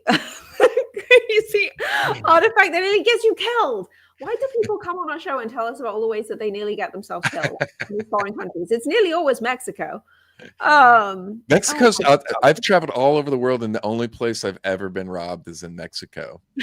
And it was by the cops both times. Oh, Mike. Oh, Lord. But I've never been chased with the machete. I have been shot at, but I've never been chased. I got stabbed in the hand once, but that was in Swansea, so I don't think it counts. It can get crazy out there. Saturday night in Swansea. Oh wait, you're muted. No, Mike, Hugh, I think you muted yourself. It might be on the actual mic. Yeah. Yeah, it's on the actual mic. Is that better? Button on the mic. That's what Mike usually does. I do that often. Oh, is that on now? Yeah, you're good. We got you. Sorry. Oh Lord, that's wild. Yeah, we've got a whole series of stories. We do write all these up. We are going to write all these up if we haven't already in books and articles, and videos and stuff. It's good, they're really cool. And yeah, we've got in Mexico especially. I've been accosted by whole groups of cops. I've been chased on motorbikes. I got caught flying my drone and things like that.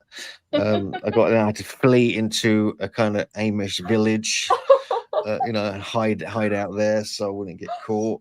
It gets weirder. It's weirder and weirder. Yeah. I've learned in Mexico what I do is I keep a specific amount of money in my wallet, and the rest of it I keep hidden somewhere else on me. So when the cops stop me and I inevitably have to open my wallet, I only have $40 in there or something. Yeah, and I give all of it to them. I've never actually been robbed, but I've been the cop. The cop were kind of robbed us, because I did an illegal turn in my car, in the rental car, and he saw me, and I'm like, that'll cost you. Yeah, that cost us. But what we did, we were a bit cheeky. JJ was brilliant. So he saw JJ put some money into this kind of little book or leaflet to hand to him, and then she kind of opened up the bottom of it, and half of the money fell into the car, and she handed it to him. so we kept like 3/4 of it ourselves.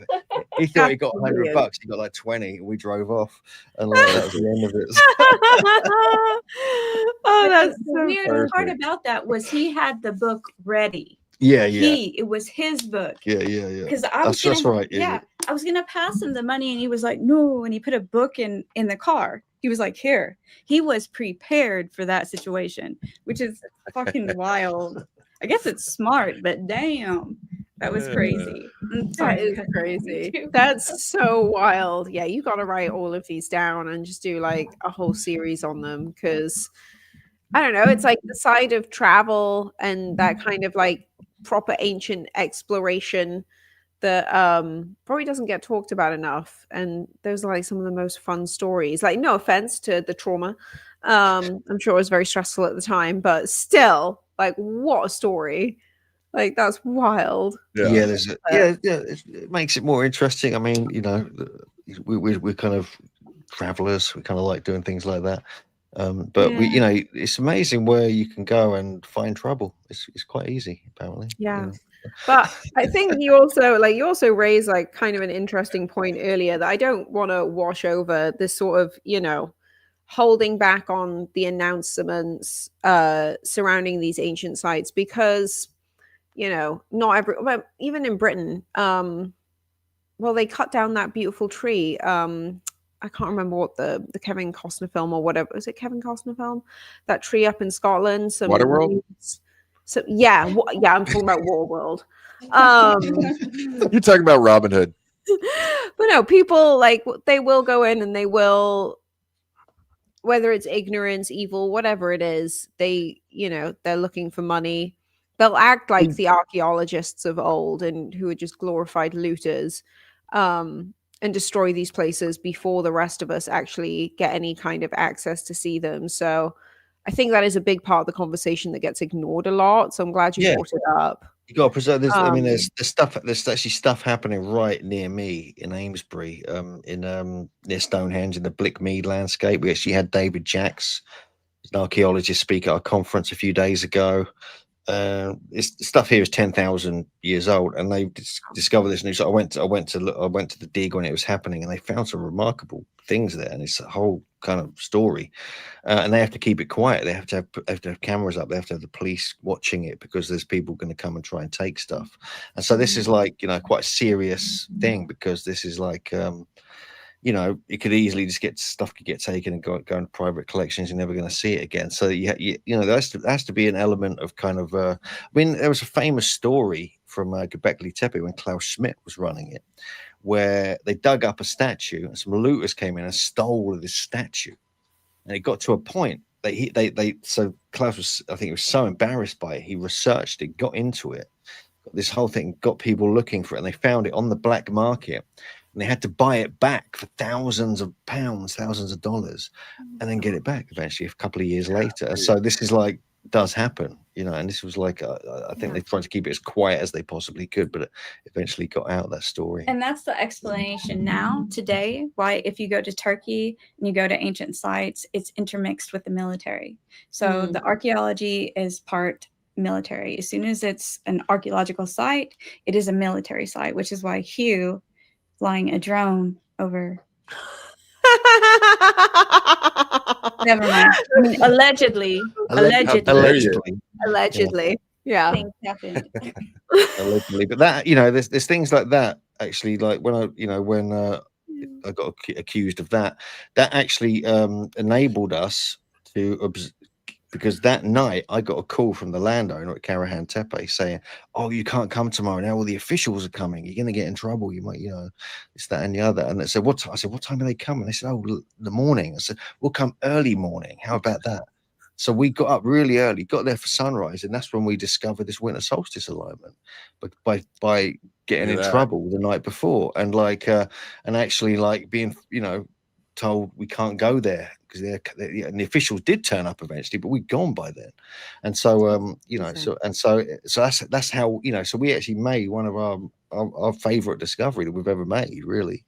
And you know, kind of because we'd accidentally caused a bit of havoc the night before, I did anyway, and there was some misunderstanding with the landowner, but he was cool, you know. It all became this kind of mess, but that got us to go there in the morning and like to discover this, and everything settled down after that. There's no problem, but you know, it was like, you know, permission was granted, but then like afterwards it wasn't. It's like, oh, now you tell me, you know. So you know it's like, you know, when you're filming things and you're not supposed to, and this, that, and the other. But we, you know, it's all a new, and it's all just a new excavation, so it was all brand new. No one knew what was really going on.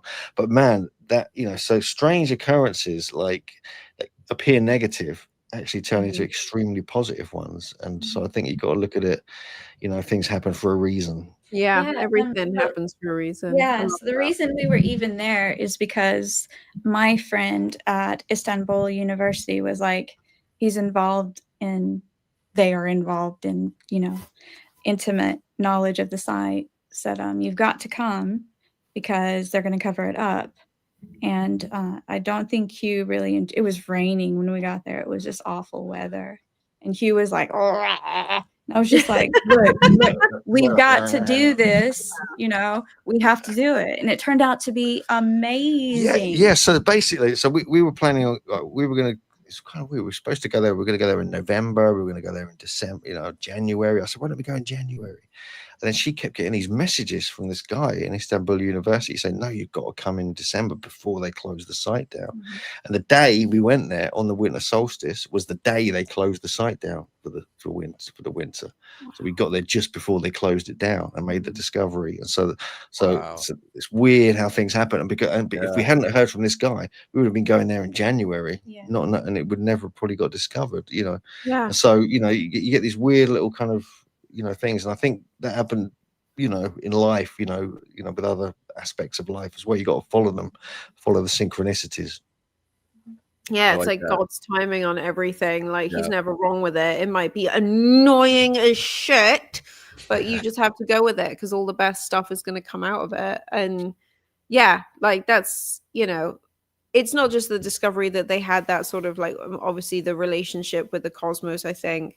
And that whole region is hard to deny, but to know that like the face aligned that much, like I was on with the Breaking Ancient News team with Dave from Mike and Dave's Multiverse, and he was talking about that the other day, and it just kind of like broke my brain a little bit because like everything that had to line up for you guys to be there, to accidentally discover it, I just think is kind of beautiful. I think in many ways. And I think that's one of the most exciting things. I hate the internet for so many different reasons, but if it weren't for the internet, I mean, how long would it have taken you to write up something like that and then fight to get it published as a like non-traditional researcher academic? And I just think it's so exciting. Like we were talking about how, and like Mike and I have talked about this a lot, like feels like we're living through a bit of a revolution in this kind of scientific exploration, and you guys are really at the forefront of it and literally being thrown into the driver's seat of it all. And I just think that's cool. Oh, thank you, Bring Back Movie Magic, for the super chat there. That means a lot. Heck yeah. Thank you so much. But yeah, it's so exciting. What's kind of next for you guys? I mean, obviously we've got conference coming up and I'm so bummed I won't be there. I'll be too pregnant. But what's next for you guys on your sort of like international She's endeavor? Pregnant already, by the way. I'm extremely pregnant right now. I look more pregnant than I am, but I'm still very pregnant. Yeah. So we're heading to Peru and Bolivia and Easter Island. Nice. And then and after we've got all that out of the way, we're going to be coming to the conference. And just get that out of that way real quick. Super cash. A stepping stone to the conference. Peru, Bolivia, Chile. I got some island, Easter Island. But this is one of our kind of organized tours. We've planned for over a year. So we've got a lot of our old friends and Megalithomaniacs, regular guests who come on our tours all getting together. Cool. Yeah, it's pretty busy this one. Yeah, I haven't been to Peru since 2018. So I'm keen to get back. I've been there like 11 times. So I'm kind of I know it quite well. We had an incident there as well with the drug cartel in Bolivia. Oh yeah. Bolivia is crazy. Yeah, but they were very nice. They were nice. We got some selfies with their guns. It was like the shortest point on Lake Titicaca from Peru to Bolivia, right? Yeah. So we arrived looking for megaliths called lazy stones. Lazy stones, yeah. And So we arrive and start walking, and these guys, all in black with guns bigger than their whole bodies, like covered faces, just like walked up, and I was like, I'm gonna die. I am dead. I'm dead. I was like, I'm dead. So why? What does it matter? Why? I'm just gonna go talk to these guys. And I did, and we ended up getting like selfies with them, and I got them to remove their masks, so I have like selfies with them, and their guns are like huge, like giant cartel members. Yes. Okay.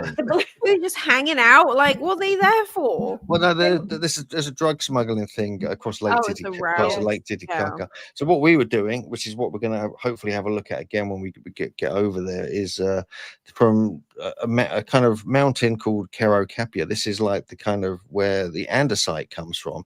It's on the Peruvian side of Lake Titicaca.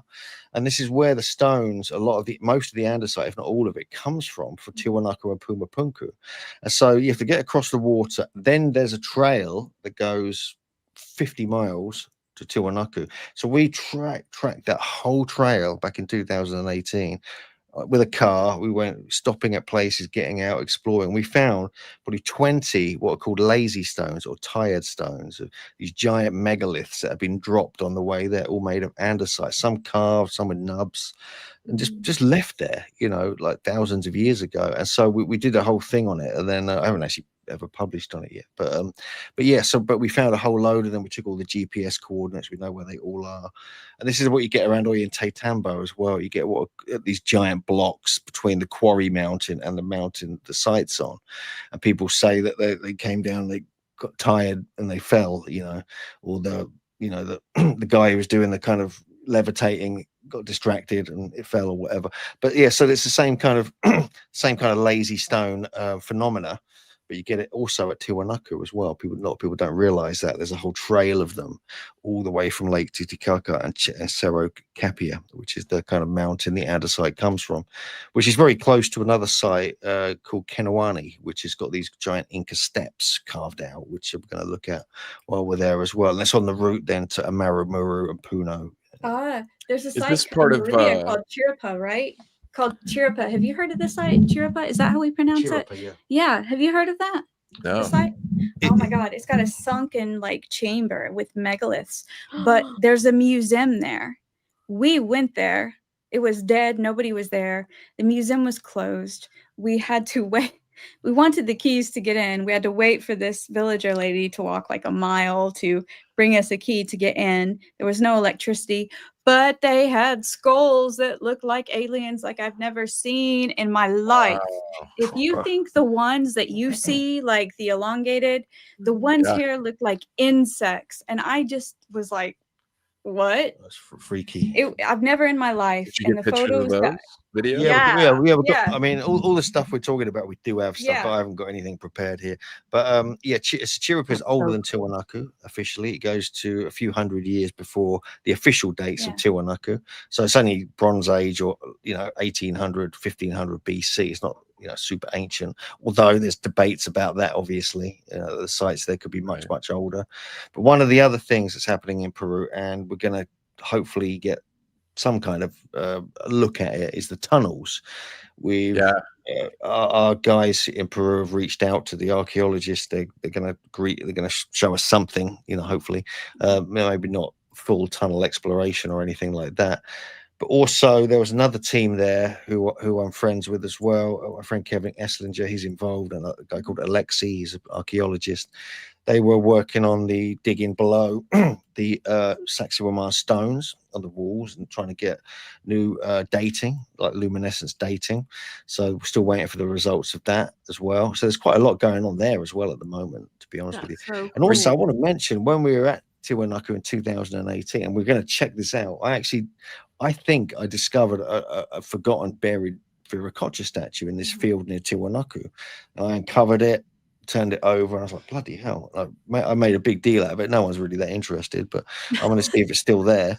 We're gonna, I haven't been back since 2018, so we're gonna hope. I know I've got the GPS. We're gonna go and try and find it, see if it's still there. Are you there's like guys traveling down there? Little house museums, right? Little house museums that people just have in Bolivia. Yeah. and we got welcomed into one, and there was a like little crystal skull, other artifacts as well. Oh yeah, Yeah, by the lake. Yeah, yeah, and it was just so gorgeous and so amazing, and they had like this little thing you could look through, but it was modest, right? It was a little house museum, Yeah. but they had stuff that was amazing, and I'm just like, thank you, I love you, what, thank you.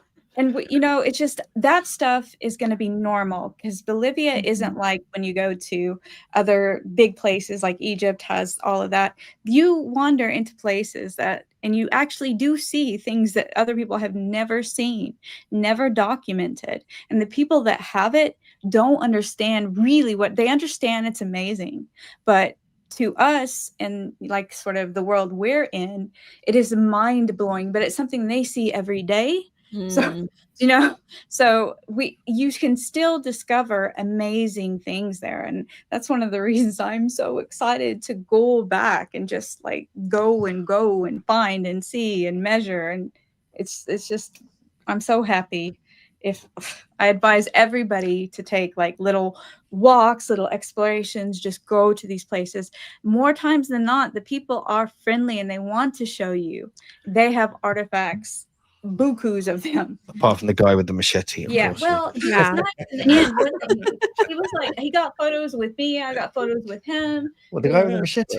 No, the gun. The guy with with the the machete was. We never saw That him was again. like Thank God. the hills have eyes situation. That was horrible. I honestly can't believe we survived that. That was so close. Yeah. But yeah, so yeah, there's a lot of so we're pleased to be going back there. Let's just say that, and also going to see the Moai on Easter Island. I haven't been there for like 12 years, so I'm keen to get back there. Nice. And also the thing about a lot of people don't realize about Easter Island, I think Michael's been there. It's paradise. That's the thing. It's paradise. Literally, it's paradise, and this is what it's so beautiful. People, beautiful energy. Beautiful beaches, beautiful megaliths. It's like, what more do you want? You know, it's just unbelievable. And so it's a real treat to do a hardcore Peru Bolivia tour. Then go to Easter Island, and we're taking it easy. We're spreading it out. We're not rushing around. We're taking it easy, having half days, and you know, getting mopeds cruising about. Nice. You know, there's something we talked about this the other day about my experience when I went to Easter Island was. They just recently when I got there 6 months before got Starlink, and the reason I found that out, I mean, obviously we had internet at our Airbnb, but we were wondering why it was so dead there in the town at night. And one of the guys was telling us, well, they got internet 6 months prior, and now everybody was staying at home watching Netflix. So it kind of had changed a bit of the culture and the environment there on the island. So it'll be interesting to talk to you after you get out there and see how things are now, several years on from them getting Starlink. Because I think it was 23 when I was there. Oh, really? Yeah, because I got Starlink here now because we were in the middle of nowhere kind of thing, and it's the best thing that's ever happened to my house. It's just unbelievable. It's like 200 times faster than BT. Oh wow! If you listen to BT, have some of that. Yeah. All this travel is going to be part of one of your tours. Is that right? Yeah, this Can is we a bring big that up, Sammy? Yeah, we're doing a big tour. Yeah, I mean, it's we didn't really advertise it much. This one was quite popular, so we didn't need to advertise it much. So we didn't really make a big deal out of it. But yeah, and then it's down. I think if you should go on our tours page, it's there. Yeah, and but yeah, so yeah, I'm very, it's quite exciting to go back there. I've got a real thing about Peru. It's one of the first places I truly traveled to back in like 2007. And so I'm keen to, I've been there like I say, 11 times. I can't quite believe that. And so I've got quite an affinity with the place. I've got some good friends there. So anything up there on your site, people can go to your website, go to the tour page, and you can get involved in. Looks like you've got tons of things going on, a bunch of tours. Yeah, we've got a few things on the go. Yeah, we do regular ones. Just like 10. Yeah. No, but we do regular every ones. Corner of the world. Yeah. We do local ones as well in England and Ireland. That's and amazing. Stuff like that. Yeah. And some of them, So I was a few off, 7. Yeah, or more. we've You have got the more. day We've got tours. 2 more actually. We haven't put up there yet, and Wow. we've got another Turkey one. We're doing a Northern Peru tour with Raul Balecki. We're going to be working with him. And a couple of other bits and bobs. But yeah, I mean, you guys are doing cool stuff. You're heading off to Japan. I think you're going to Egypt any day, or you just got back from Egypt. Yeah, just in a few oh my gosh, less than 2 weeks. And yeah. on the So you got 15th, some I cool leave. stuff happening. I mean, Japan, I really want to go to. I mean, we're planning on something the following year with some friends of ours who kind of spend a lot of time out there. But yeah, man, it's there's a whole world to explore. We've got to keep going. But did you go to South Korea, Michael? Did you go to South Korea?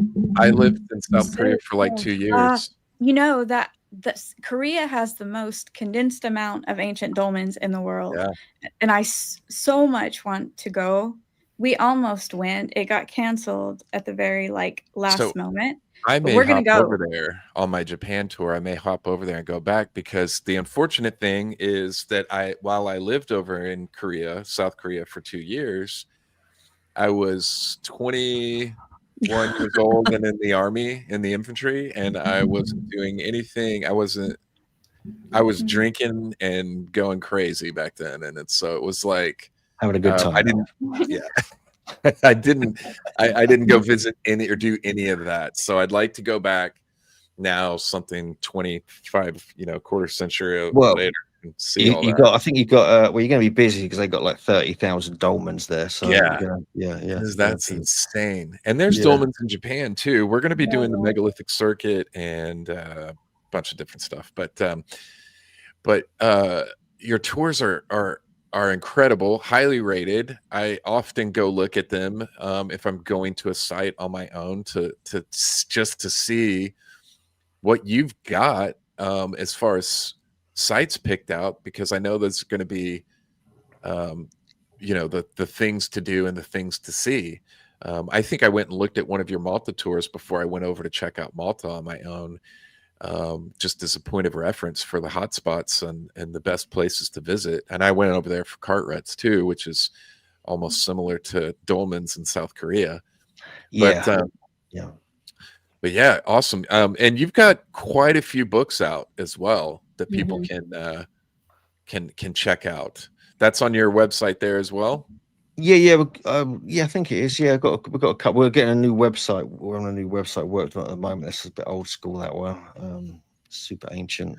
You have anything new and upcoming that everybody should be aware of? Well, we've got we've got me and JJ are working on a publication. We're cracking into it. It's going to take a while. It's pretty in depth. It's going to be partly based on my little wooden book, which came out like a year or so ago, but much more in depth. And I mean, some of the things me and JJ are going to be talking about at your conference in Scottsdale is going to be the sort of focus of the book, the focus of the new book. That's the previous one there. It's one of these small kind of wooden books. I don't have one nearby. They're kind of compact, focused information, illustration based rather than photos.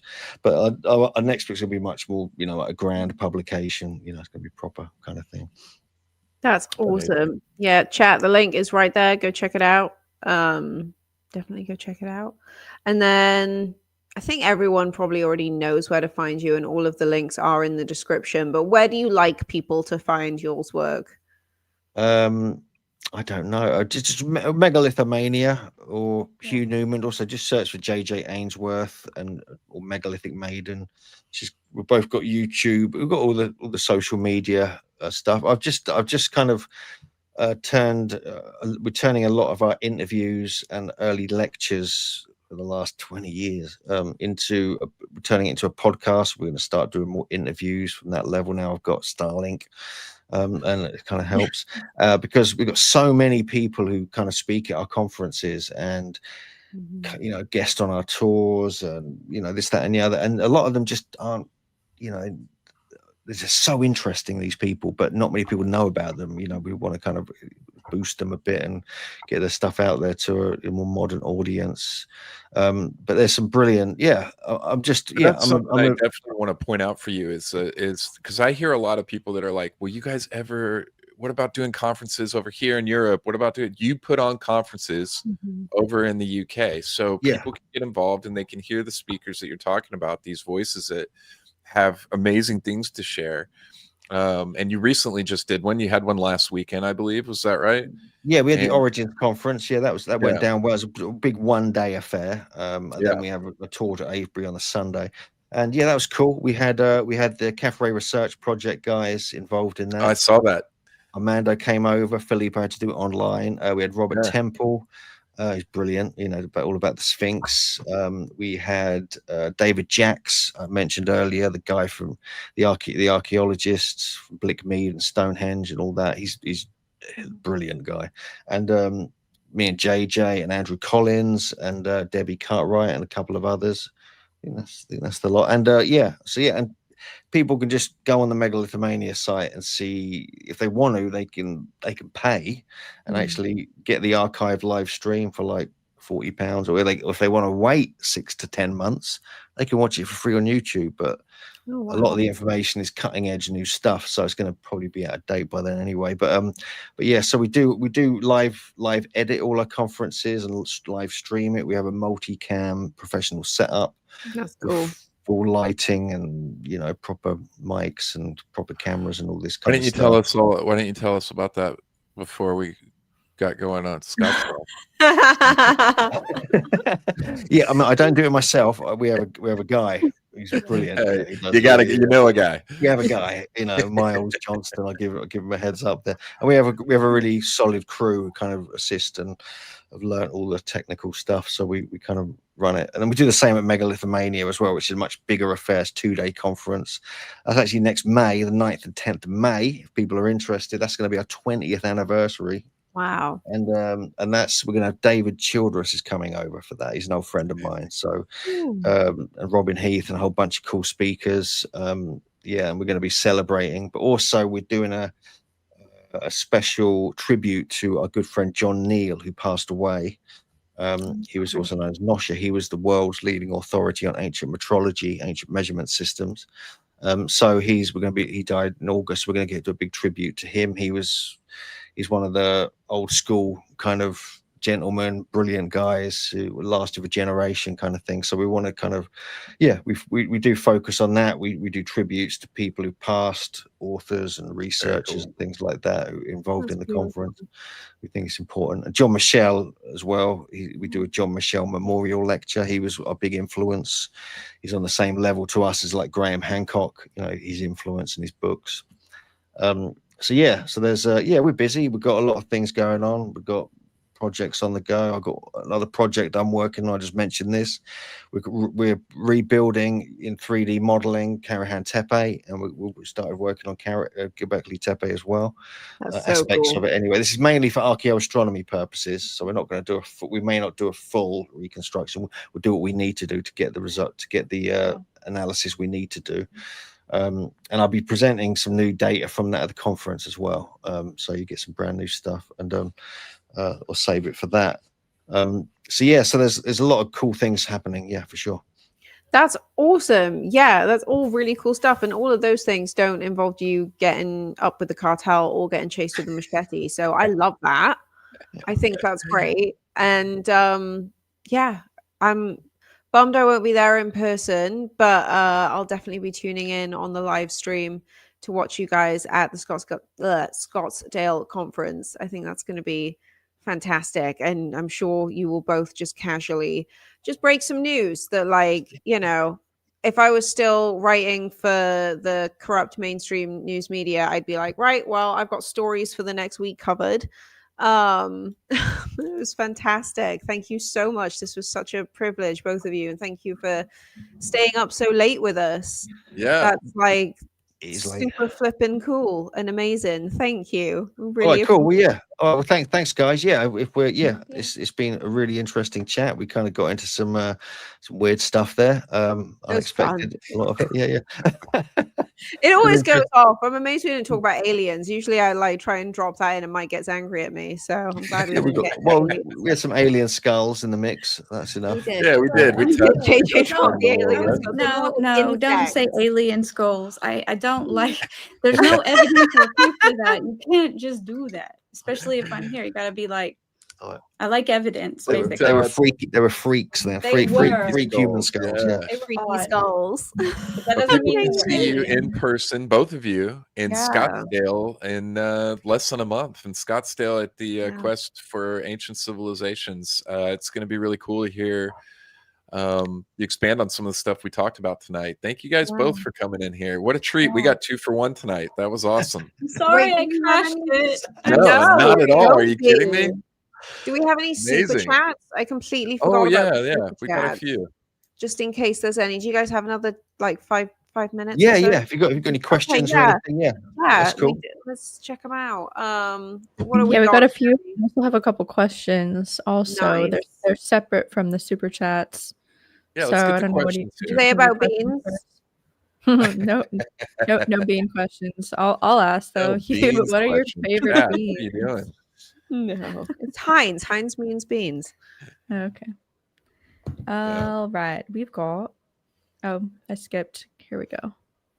I agree with that. Hunter gatherers or agriculture is a matter of seasons, same people. Yeah. So I mean, even then it was about the seasons because they were like, migrations, plants, the weather and things like that. Yeah, for sure. This is a cool question. Yeah.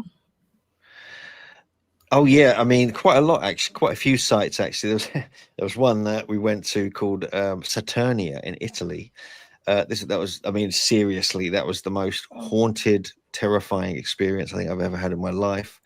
And a tree smashed down on a dolmen. We had voices. There was like the weirdest and dark energy. We had to leave there and run off. Basically. So yeah, so there's some sites are still working, functioning, whatever they were used for. That one felt like it was used for ancient black magic or something. That story, you've got to tell it. It's short, but he can tell it. It was like, I like evidence. Like, I like to feel and touch evidence. So after that whole event happened at Saturnia, when we left, we were like, how can we explain this? Did we eat something that had something in it? Did we ingest accidentally? Did we breathe something in? Because whatever happened. I'll summarize it. So basically there's this megalithic site called Saturnia in Italy. It's big polygonal walls you get all over the west coast of Italy. We were there in 2018 and we went up to a site called Saturnia. It's this hilltop. It's officially the oldest city in Italy.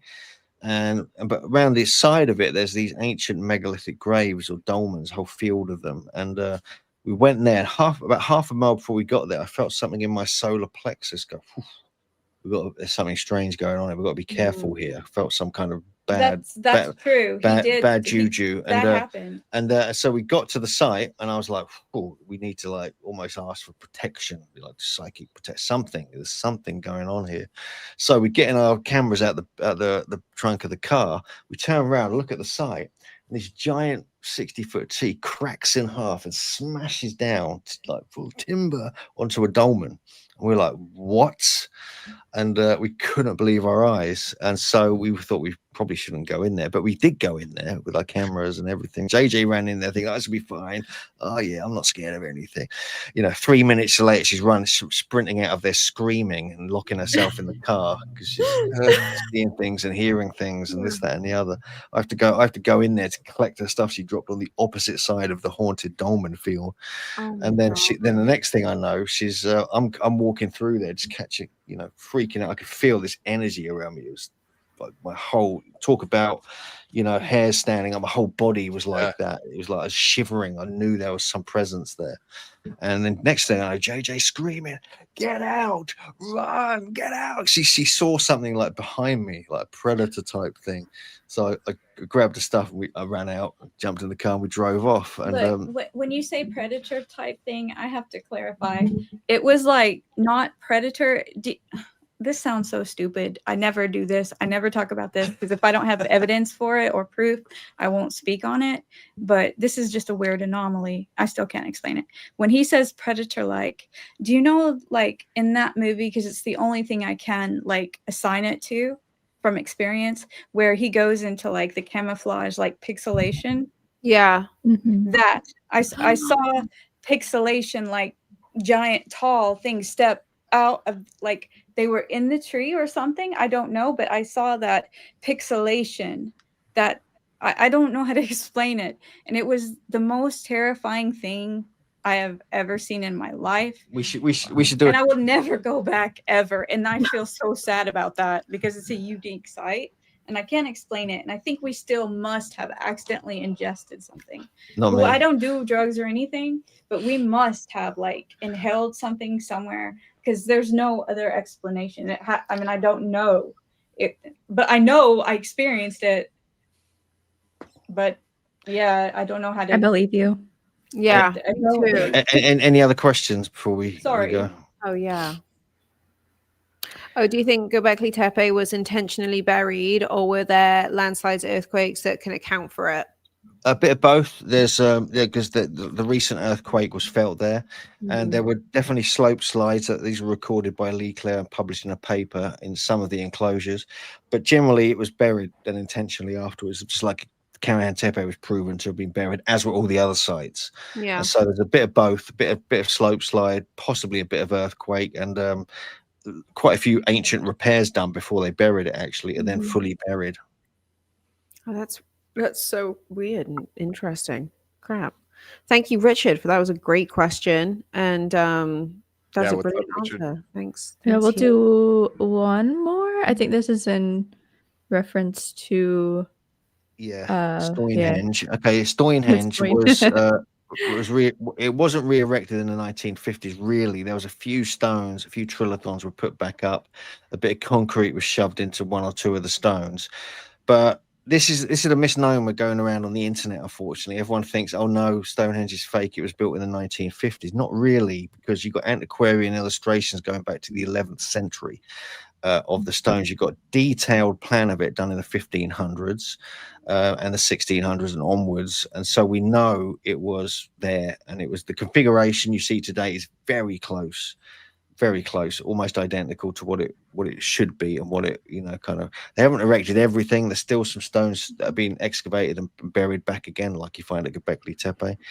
which will probably never come out of the ground because it's now a World Heritage Site. But no, there's minor repairs were done to make it stable because a lot of it had toppled over. I mean, it's literally balancing there thousands of years in harsh weather, and so yeah, people kind of get, literally, it was used for shooting practice in the First World War, for God's sake. So, thankfully it's in the same place for sure. All the outer stones are where they should be, and the inner stones. All the solstice alignments would be the same. Yeah, the solstice alignment still works. Everything's in position. Yeah, so it's pretty decent. So don't believe everything here on the internet. There were minor reconstructions done in the 50s and the 60s, a little bit in the 70s or 80s, I think, but nothing that would change Stonehenge enough to warrant it as being, not close to what it used to be like. Wow. Cool. Well, here's one more. Oh, Sedona Connections. Thank you again for being super flippin' generous. And you'll be able to hang out with Hugh at the conference. I'm pretty sure Sedona Connections is at the conference, right? Like, I think he's organising it, isn't it? Yes. This is Robert. How you doing, Robert? Good to see you, mate. Yeah. I look forward to catching up in December. Winter solstice in Arizona after. I can't. I'm actually. I can hang out on the Monday, and we can go and look at something cool if you like. Heck yeah. Oh, did we lose them? Actual last one. We did. We love having you, JJ. Heck yeah, we do. We got a few donations. I don't know if we want to. He might have just. I guess Starlink went out. I love the face that he got stuck with. Yeah, I feel to realize. Maybe if I remove him. Yeah. Let him buffer. But we've got a few more people here that we need to say thank you to for super chats as well. I I think. Let me see. I'm Oh, Jeff glad that- up north. I gotta just say this. Like Jeff up north, I can't wait to hang out with you in person because you just seem like an incredibly cool, generous person. He And is. I like everyone loves him. And like the video was the kindest thing in the whole world. So thoughtful. If I've said it once, I've said it a million I times. know. Like if you don't write thank you notes, what are you even for? If you're not getting your kids to write thank you notes, guess what? Your kids suck. Like that's my whole thing. We got a thank you video from Jeff. I get to see Jeff in Egypt. We're going to be connecting again. He was on our Peru tour, and then he'll be in Egypt with us. And he said that he can't make Japan, but I'm going to try to talk him into it. He's such a badass. He's doing his own thing. He's got his own channel, Jeff Up North, on YouTube. So you make sure to go over there, check him out, and subscribe. Jeff's a badass. That's awesome. Heck yeah. Hosea Taco. Week to Japan. Let's go. The pre-trip and post-trip add-ons are extra. Yes. So if you're going to Japan and you want to do the Hiroshima 4-day add-on or the Tokyo manga comic book themed add-on, cyberpunk add-on, for that, it is also extra. It's a 4-day add-on. Yes. To the 8-day tour, I believe. Yeah. 7-day tour, 8-day tour. But yes, you can add those on. Nice. I want to say another thank you to Gollum's half. I hate the name, but Gollum's half botched circumcision. Oh gosh, for the super chat and for the cash, and yeah. I feel like we didn't say thank you. We focused on the comment, but we got to say thank you for the super chat as well. That was awesome. And Bring Back Movie Magic, who I think joined us during Gary's interview last week. Thank you for coming as well back as Gollum's half-patch circumcision. Yeah, I think we picked up some overflow from Gary's audience, and I'm here for it. 100%. Yeah, me too. Thank you guys. So a couple more. We had interesting. So Wolf, any more North American sites we haven't heard about yet? Also, how about astro alignments at the Montana Wall? I know Hugh mentioned Chaco. So North American sites, I am hoping to start getting back into a little bit more exploring in North America. And there are alignments in Montana that I think are going to be getting explored in the near future. I am working on a video for, or will be working soon on a video for the Sage Wall, another video. And if you guys didn't know, they released and open sourced all of their research onto their website, sagemountainCenter.org. They've been doing professional LiDAR scanning, ground penetrating radar, and looking at those alignments, and they've just released all that in the last couple weeks on their website, so you can actually go over there and look at all of that data and really dig into that stuff at the Sage Wall. Hugh, we lost you, and we're glad to have you back. Amazing. We didn't want sorry about that. I don't know what happened. Saying, proper goodbye to you, and yeah. Did you freeze before we got this up? It did freeze. Yeah. We loved having you, JJ. Everyone's loving the JJ, and yeah, there you go. So yeah, that's cool. Yeah, so yeah, we'll say an official goodbye. Thank you both for coming on the show. We're now going to feast. It was amazing. We have the toast ready. Everybody show their beans. Having a bean off. Look at this. This bean is off. To give my husband representation. I've got the healthy ones. Oh, what? No sugar beans. Well done. I don't know where Little Bean is. He's probably outside killing stuff. Oh dear. All right. We'll end on that weird note. That's really cool. I think. Yeah. And we'll sign off now. We'll say farewell. Thank you very much, both of you. Really had a Look really forward nice to seeing you both soon. Yeah, and we'll see you in the next month or so for sure. All right. Take Cheers. care, guys. Bye, everybody. Thanks for all the comments. Thank you. Appreciate it. So nice. That was great. What a great episode. Heck yeah. Heck yeah. Cool beans. Cool beans. We do have cool beans.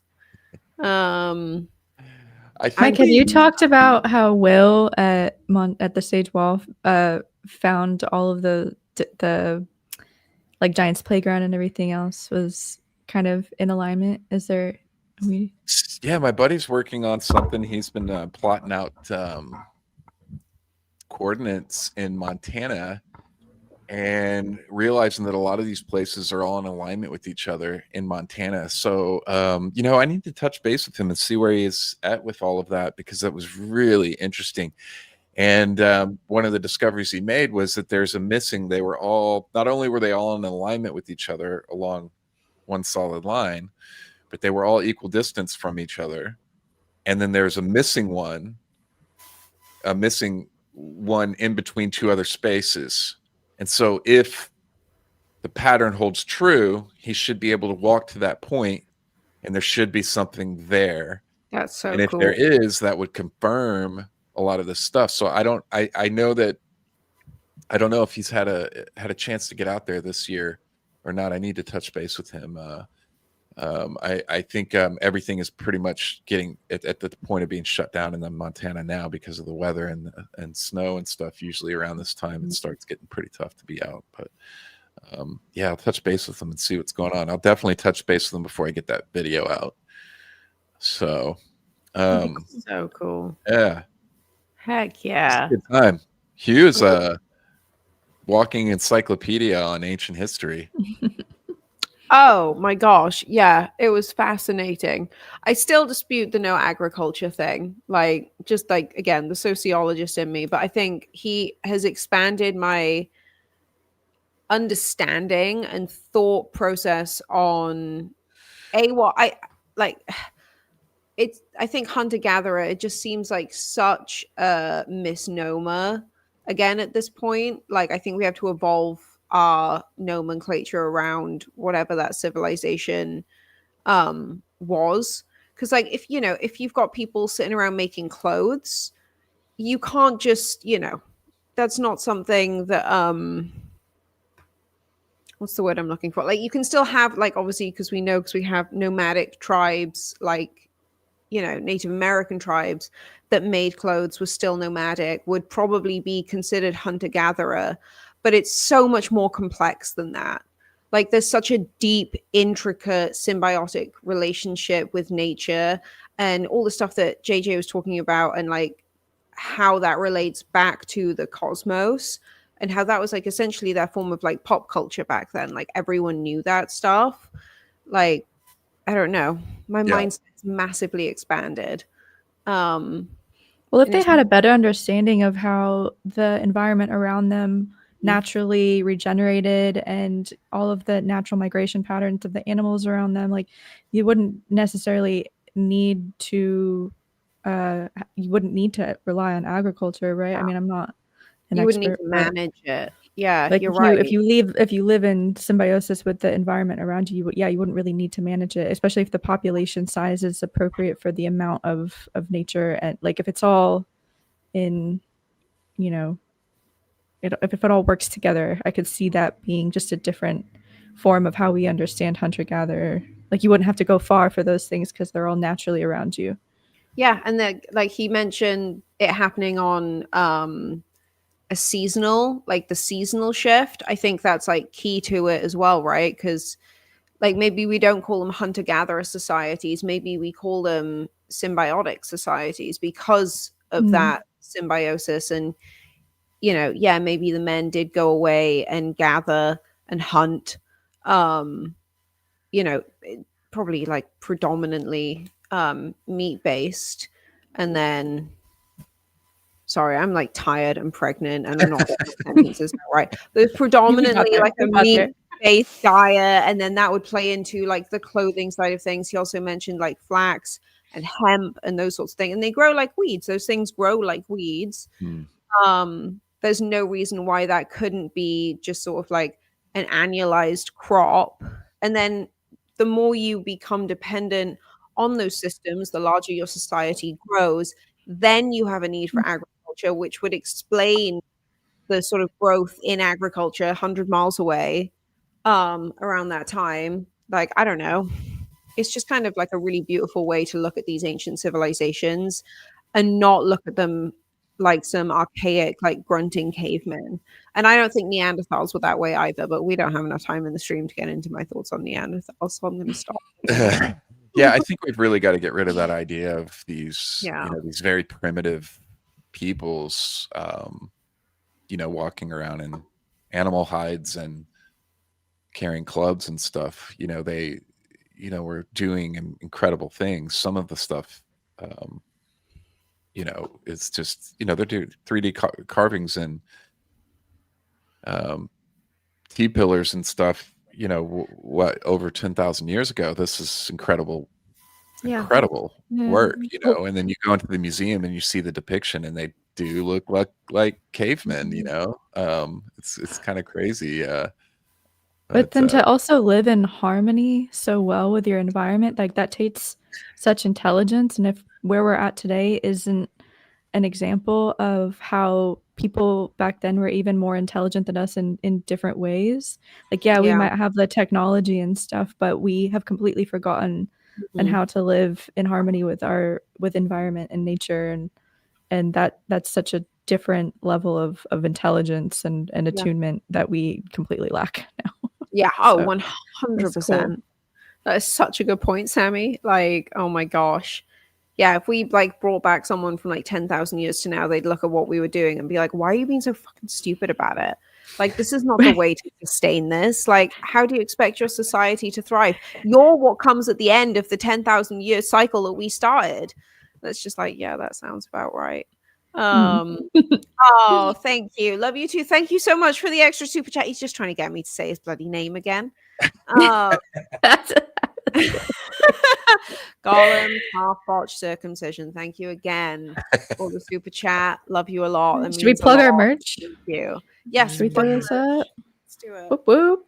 We went late today. So good. We got t-shirts. We got hoodies. So Egypt theme for our trip coming up, but there's some hats. It's good stuff, all designed by the angelic voice off screen. The AI chat. That's how you'll forever going to be referred to now, Sammy, is the angelic voice behind Thank you. Behind the screen. Thank you, guys.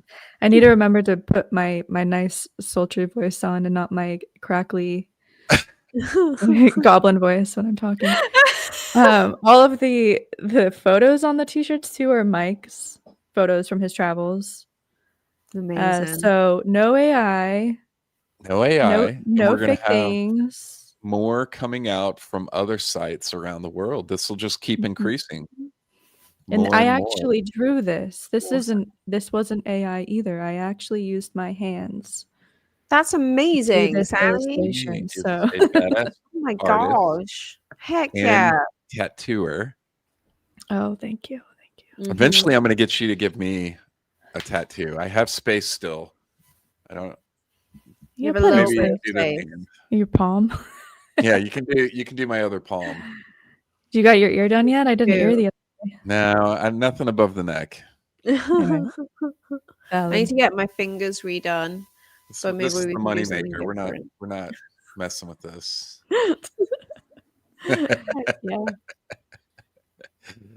Yeah. What are we forgetting? We what an elongated skull tattoo. An elongated skull tattoo. I would do that, maybe. I could see that for you. Yeah, or like a T-pillar or something. We do have, if you are going on the tour, you're gonna get a T-shirt. But we could do some shirts after the tour for anybody to get. But you get a T-shirt when you join the tour. Any of the tours that I do, you're gonna get. I could do a Japan line before the trip, so people can have them for the trip. Heck yeah! That would look so great. Get a group photo. Oh yeah. But you gotta buy them. It did hurt. Yeah. It did. Yeah. Okay, It's not all fun. tattoos hurt. Anyone who says tattoos don't hurt is a liar. No offense to both of you. They hurt. I'm weak. They do hurt. Yeah, we're they gonna do. They maybe. definitely do. I mean, I have a paw print on this. This is my dog's paw print that passed away. And but maybe I could do the Wandering Wolf logo on the other side. I don't know. That would be pretty fitting for Sammi to do Cute. on me. Heck She yeah. can take out all of her frustration from me bugging her to do things No on me. way. Doesn't exist. Oh, that's so good. Well, it's been a good episode, guys. Yeah, we went long today. Thank you everyone who stuck around. This was awesome. We love you all so much. This was great. This was a great show. This was very like lots of unexpected things. So thank you. We'll be back next week. We'll be back next week if you'll have us. Yeah. Good to see you guys. We'll be all right, there. chat. Take care. Bye. Bye.